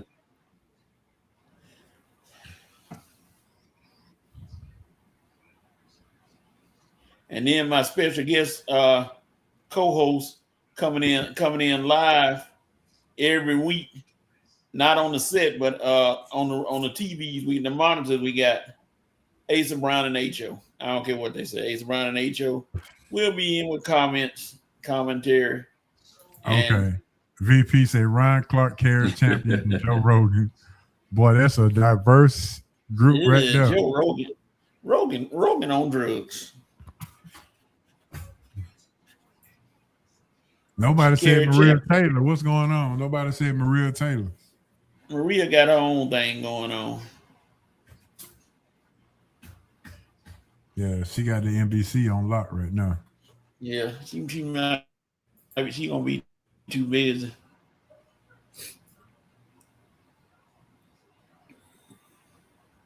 Okay, somebody else got a comment. Let's see what we got. Joe brings the view. Joe brings in the view. Yeah, I'm gonna say Joe brings the medication. That Rogan is crazy with shot rabbit. Coach, but you didn't tell me how you like the intro. You just said you just gave G some kudos. I forgot about Joe Rogan's show from back in the day. No, I was saying your intro came with. I mean, you broke up Kyrie and LeBron. Uh-huh. You offered 2 cups, and the beats. He said Coach was running the play. Yeah, and the beats were all over the place. And the violin, I just can't get over the violin. I don't know. I like the violin. I just can't get over the violin. That added a touch not seen before on Podcast Nation. that was something. Could it be said the SRT got the best intro right now going? Yeah, you're gonna put it up there. You're gonna put it up there. That's a nice trio. Candace Parker, Cam Newton, and Carmelo. Yeah, you got some commentary. We're gonna call it the CCC. Yeah. Speaking of CCC, dog, Caitlin Clark going crazy, ain't she? 17 points in about the second quarter. 5 or 6 on the point line, right, 6 to a degree. 6 or 8 from the field. Oh, somebody made her mad. G Money used the same violinist from the Thong song. That's so wrong.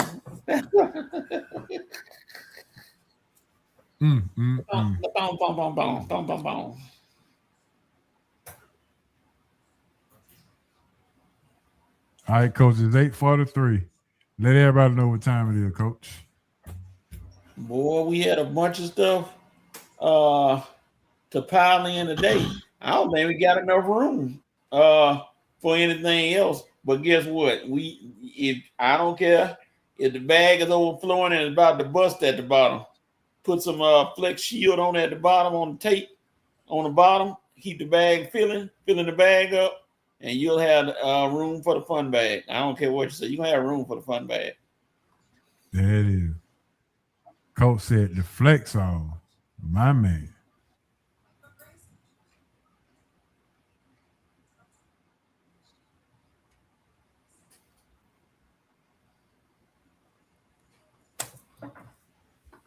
SRT fun bag, go. No. Think. Since you're thinking now, go on, think. Is it fun? No, sir. No, sir. Absolutely not? Zero fun, sir. Oh, funny. What in the world is in that bag? What you got in that bag? Are we having fun yet? Yes, sir. It is that time. It's getting down to crunch time. It is the SRT fun bag, and we're here to deliver about 6 questions, 30 seconds to answer thought-provoking questions. And you already know what it is. It is the SRT fun bag. As I see, the live is getting crowded, so they're jumping in for the SRT fun bag. If you missed it, I told you to be in your seats at 7 o'clock today because we had a surprise for you. And boy, did we have a surprise for you. Sound like the orchestra were playing. New intro, came through, and G Money came through on the show to receive his flowers that he remixed the SRT intro. Well, with that being said, we have the SRT fun bag. And the first question up to bat. So we haven't had a lot of keep, cut, and bench. But this week we have about 4 keep one, bench one, and cut one. So we're going to start off with the keep, bench, and cut. All right, here we go. First question. Keep, bench, and cut. In elementary school, your school lunch, which would you rather have? Pizza, tacos, sloppy Joe, keep, bench, and cut. Woo! God damn. Can you say it one more time? I missed you in the. It was a delay. Keep, bench, or cut. School lunch, pizza, sloppy Joe, or tacos.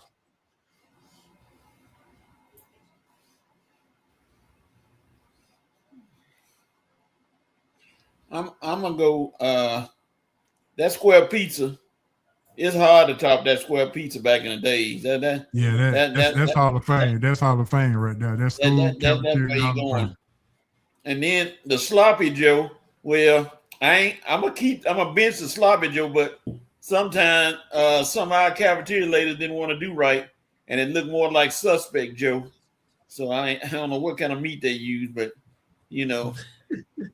When the tacos are last because they didn't make them big enough, but the tacos are last. So keep the pizza, bench the sloppy joes, and cut the tacos, like Tracy said. Yeah, just like what Tracy said. Yep, Tracy said the same thing. Hey, listen. Hey, Joe, you got to keep them prison size pizza squares. You know what I mean? We all for that. Did you say prisoner?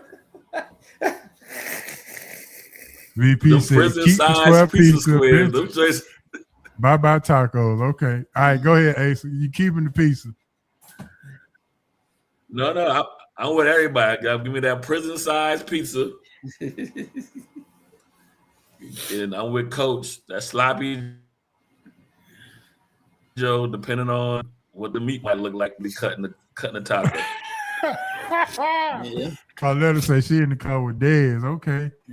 Dez said he keeping the pizza, benching the tacos, and cutting the sloppy Joe. Hot dog. Yeah. Might be some suspect Joes, I'm telling you. All right, second question. Tacos wasn't big enough. Speaking of tacos, keep, bench, and cut. Chicken taco, beef taco, shrimp taco. Oh shoot, that's easy. Keep the beef, bench the shrimp. I'm not bench the chicken, destroy the shrimp. Yeah, you can't eat that. Trash can.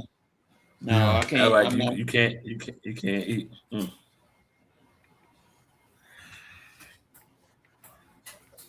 It's a hard one there, but I'm gonna keep the shrimp. I'm a Carolina boy, so you know how that go. Gonna keep the shrimp. Yeah. We gonna bench the chicken, and we gonna cut the beef. Cutting the beef.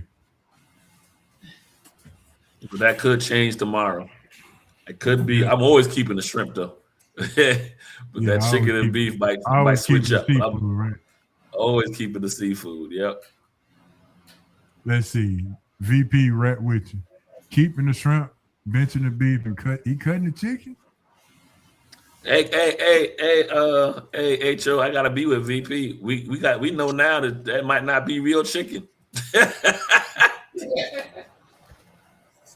It might not be real, you know what I mean? Mystery chicken, They came out and said nothing about the beef yet. Tracy said, keeping the chicken, benching the shrimp. Chicken might be, like Coach said. Keeping the beef. Okay, Carletta, cutting the shrimp. You and Coach in the car together. She know.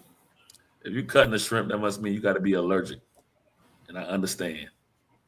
But if you ain't allergic, I don't understand. Yeah, he benching shrimp. He's not supposed to eat shrimp or beef. Okay. Well, don't hurt yourself. Yeah.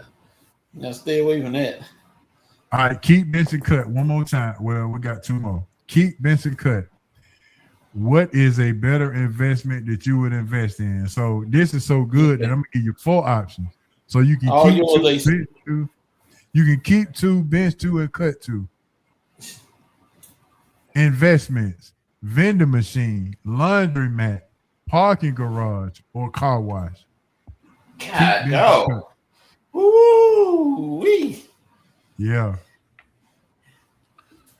You said laundry, vending machine, vending machine, laundromat, parking garage, or car wash. You can keep 2, bench 2, or cut 2. I got you, pimping. I got the reasons for every last one of them. We're gonna.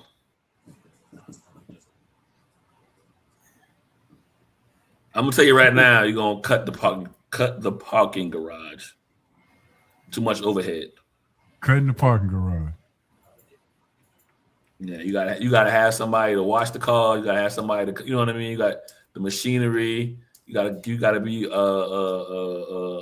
part of if the cars get broken into. It's too much. It's too much overhead. So you always cut the parking garage. Now other 3. Now I'm just cutting 1. Okay, so you gonna keep 2. Yeah, I'm gonna bench the laundry room. Laundromat, yeah. I'm gonna bench it only because again, bench it though, because it's a good money maker. And then we're gonna keep that vending machine and we're gonna keep that car wash. Keep the vending machine in the car wash. Yep. Let's see. VP said he's keeping the laundromat and the vending machine, benching the car wash. That ain't bad. Hey. Benching the car wash and the parking garage. That parking garage. And he's cutting. Oh no, I think he said he cutting the parking garage. I'm like Asa. I don't need no parking garage. Tracy says she getting in the car with you. Yeah, no problem. I got y'all. I'm the neighborhood. Yeah. That laundromat ain't a bad thing, but it's too much overhead. You gotta find land. You gotta find a store. You know what I mean? You got too much overhead. But it's a good bench though. It's a good bench. Excuse me. That vending machine and car wash could then pay for your laundromat. Yeah, you're gonna put a vending machine in that laundromat for sure.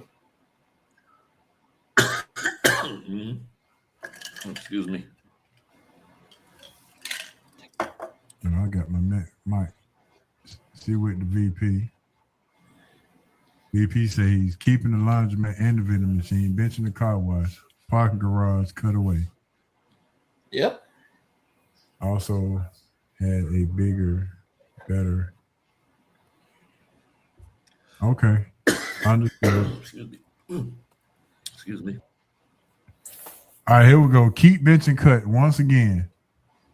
The better invention over the last 30 years was the internet, the air fryer, or streaming TV or your music. Oh, shoot. Keep the internet, bench the air fryer, cut the music. The streaming. Cut the streaming. Okay. Yeah, too much to deal with. Hold up. Say the 3 choices again. You said internet, music, or what? Internet, air fryer, or streaming. Streaming is streaming. Okay. TV or streaming the music through your car. Yeah, streaming all together. Well, I don't have an air fryer, so I can cut the air fryer. All right. And I love my music too much, so I'm gonna keep the music. I gotta be, and then keep dang, you need the internet. I won't keep the streaming, but you need the internet to stream that stuff, though. Yes, you do. So you might want to keep the internet and bench the streaming. I'm keeping the internet, and we're going to bench the streaming. Yeah. Yeah, sound more like it. You need to have 4 on that one too, H.O.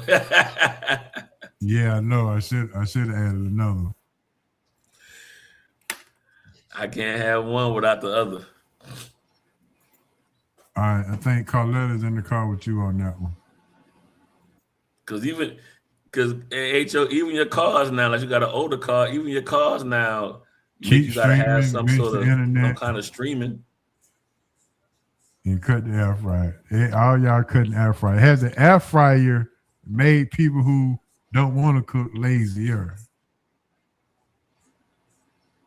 The air fryer to me is nothing but a countertop microwave.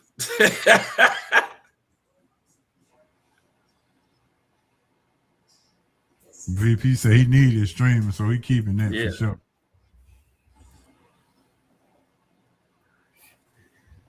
All right, name a song, one song that no matter where you are in public, it's going to get you to dance and groove.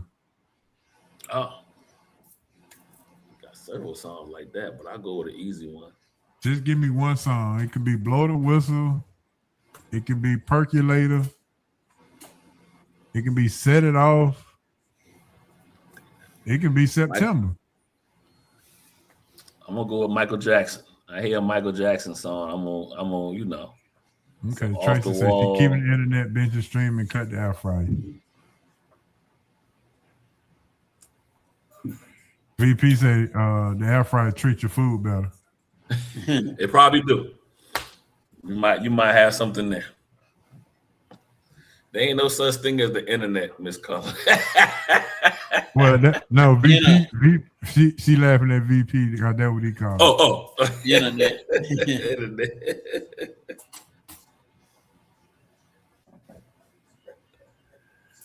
Well, VP ain't no internet. Okay, VP say Boogie in Wonderland. Oh yeah, that's the song that's gonna get him up. He go in public. No matter where you are in public, you could be at the gas station, the library, at a fast food restaurant. If you hear that song, you go boogie, boogie, boogie. Coach, give me something, Coach. Parliament Funkadelic. I said, give me a song, not the group. Oh, I need several. One Nation Under a Groove. You go boogie to that one, huh? Yes, sir. I'm gonna give you one HO, and it's gonna be kind of productive a little bit. I hate this song, but when I hear it, I know the words. This is how we do it. I hate the song, but when I hear it, this is how we. Yeah. No matter where I'm at, I hate the song, but when it come on, it's like, this is how we do it. Yeah. All right. Ace and Tracy got a message for you. Oh, okay. All right. Well, I ain't got a toaster either, so.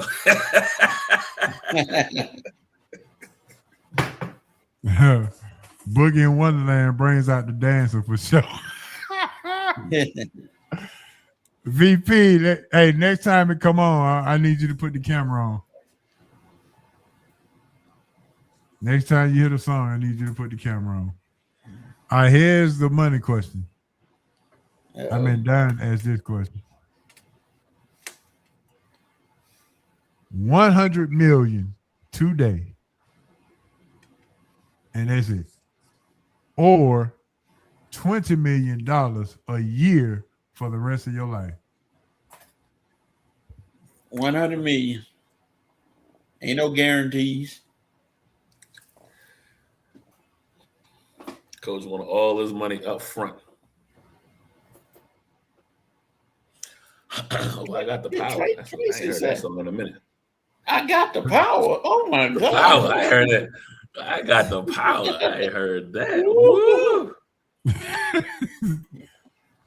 She went way back then. I got the power. Yeah, she went back on that one. All right, let's stick to this 100 million one time or 20 million a year for the rest of your life. 20 million a year for the rest of my life. Dad say 20 million a year for the rest of his life. That's right. VP, 100 million. 100 million right now. I hope to live another 20 years. Rat. All right, Ace, so what you got, buddy? 20 million, 20 million a year. 20 million a year. Mm-hmm. You at least got 5 to 6 more years in you, right? Yeah. All that marathon running you doing. Yeah. I got about 10 more left. There you go. That's 200 million right now. Yep.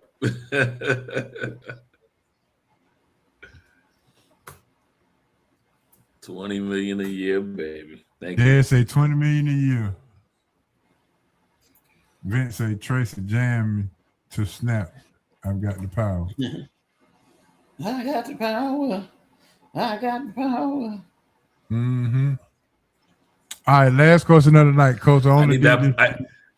Every year I'm getting 20 million. Yeah.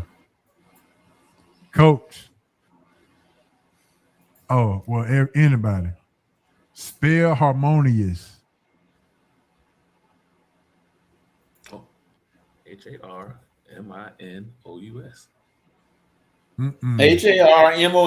HARMONIOUS. There you go, Coach. I'm the lyrical Jesse James. I mean, I can argue with the 20 lyrical Jesse million a year. 20 million a year. I got the there you power. go, harmonious. VP got it right, but it was just a little too slow because Coach had it. I got the power. Coach, you went into your sixth grade. I put an A in there, not an O. So what?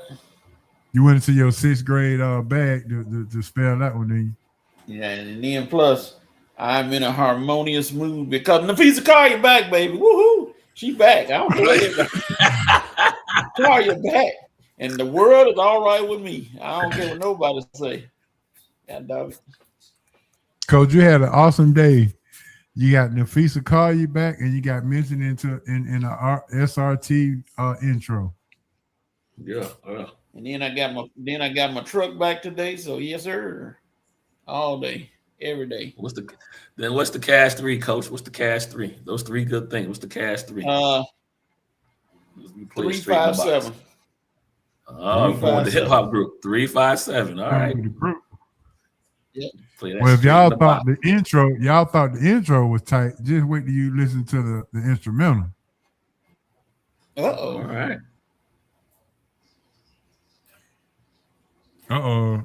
Braves gave up a home run. It's 1-1. Oh Lord. Manny Machado again. We can't beat the Padres. Nope. Lucky. Philadelphia got a bunch of dummies like they did last night in that double play. Yeah. JB Realmuto lost his mind. I need the Braves to go 15-5 in their next 20 games, including that the Texas Rangers series. I need them to go 15-5. They'll be all right. That's right. They gotta be chump killers. They gotta kill them chumps. Them chump teams. The VP gonna sing every bit of power now. He said it's getting kind of hectic. Yeah.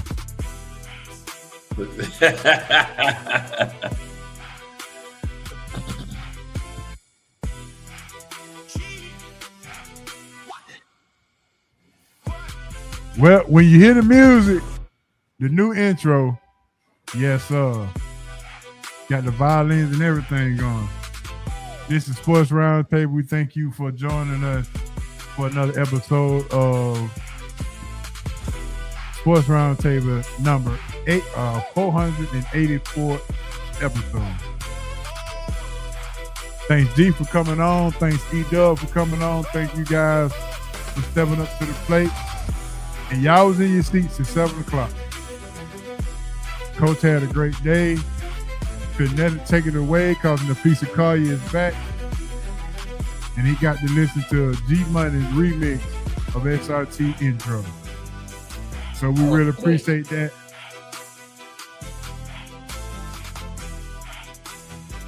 I know it's a birthday that I need to mention. Maybe that's next week. Coach had a birthday last week, didn't you, Coach? Yeah, Coach had a birthday last week. We did a little something on his yeah.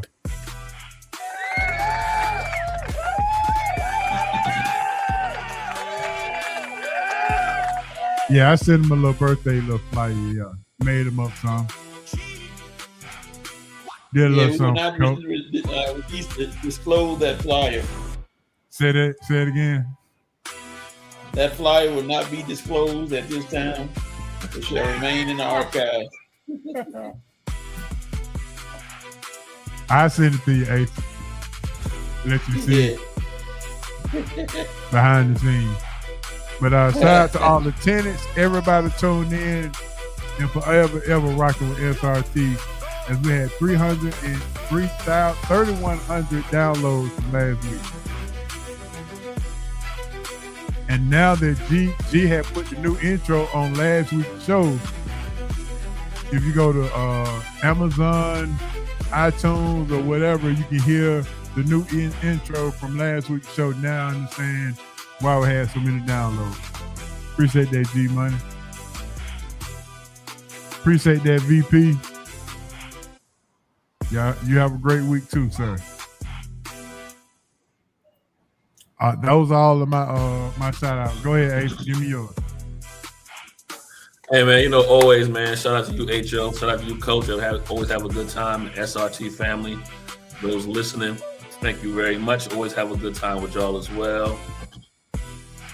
Check me out on Monday, 7 to 9. My better half, myself, Don, DNA Sports Talk. You can find us on all social media. Peace. There you go, Coach. Thank you, Carletta. Thank you. Ace, I just sent it to you. Okay, I'll check it out. I won't show the world. Yeah. Well, they saw it last week. Coach, give me your shout out. Shout out to Ace Brown, HO, G Money for the remix. All the tenants and everybody who come on the show weekly and listen to us ramble on about sports and have a good time. We're tuning in Saturday for the Red and Rail Sports Show. 10:30. We'll be back with more news. And I'm going to talk about Nafisa Collier again, goddog. It's all week, man. She's back. Y'all get ready. She'll be on the list.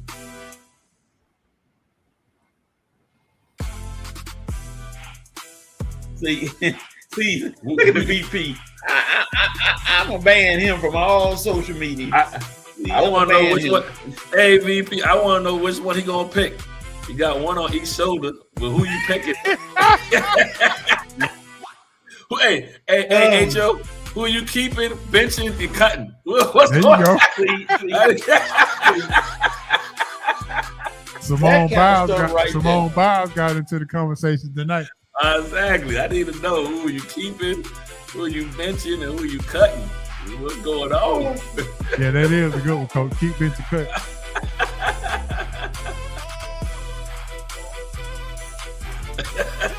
Fans will not be killed at this time. Oh man.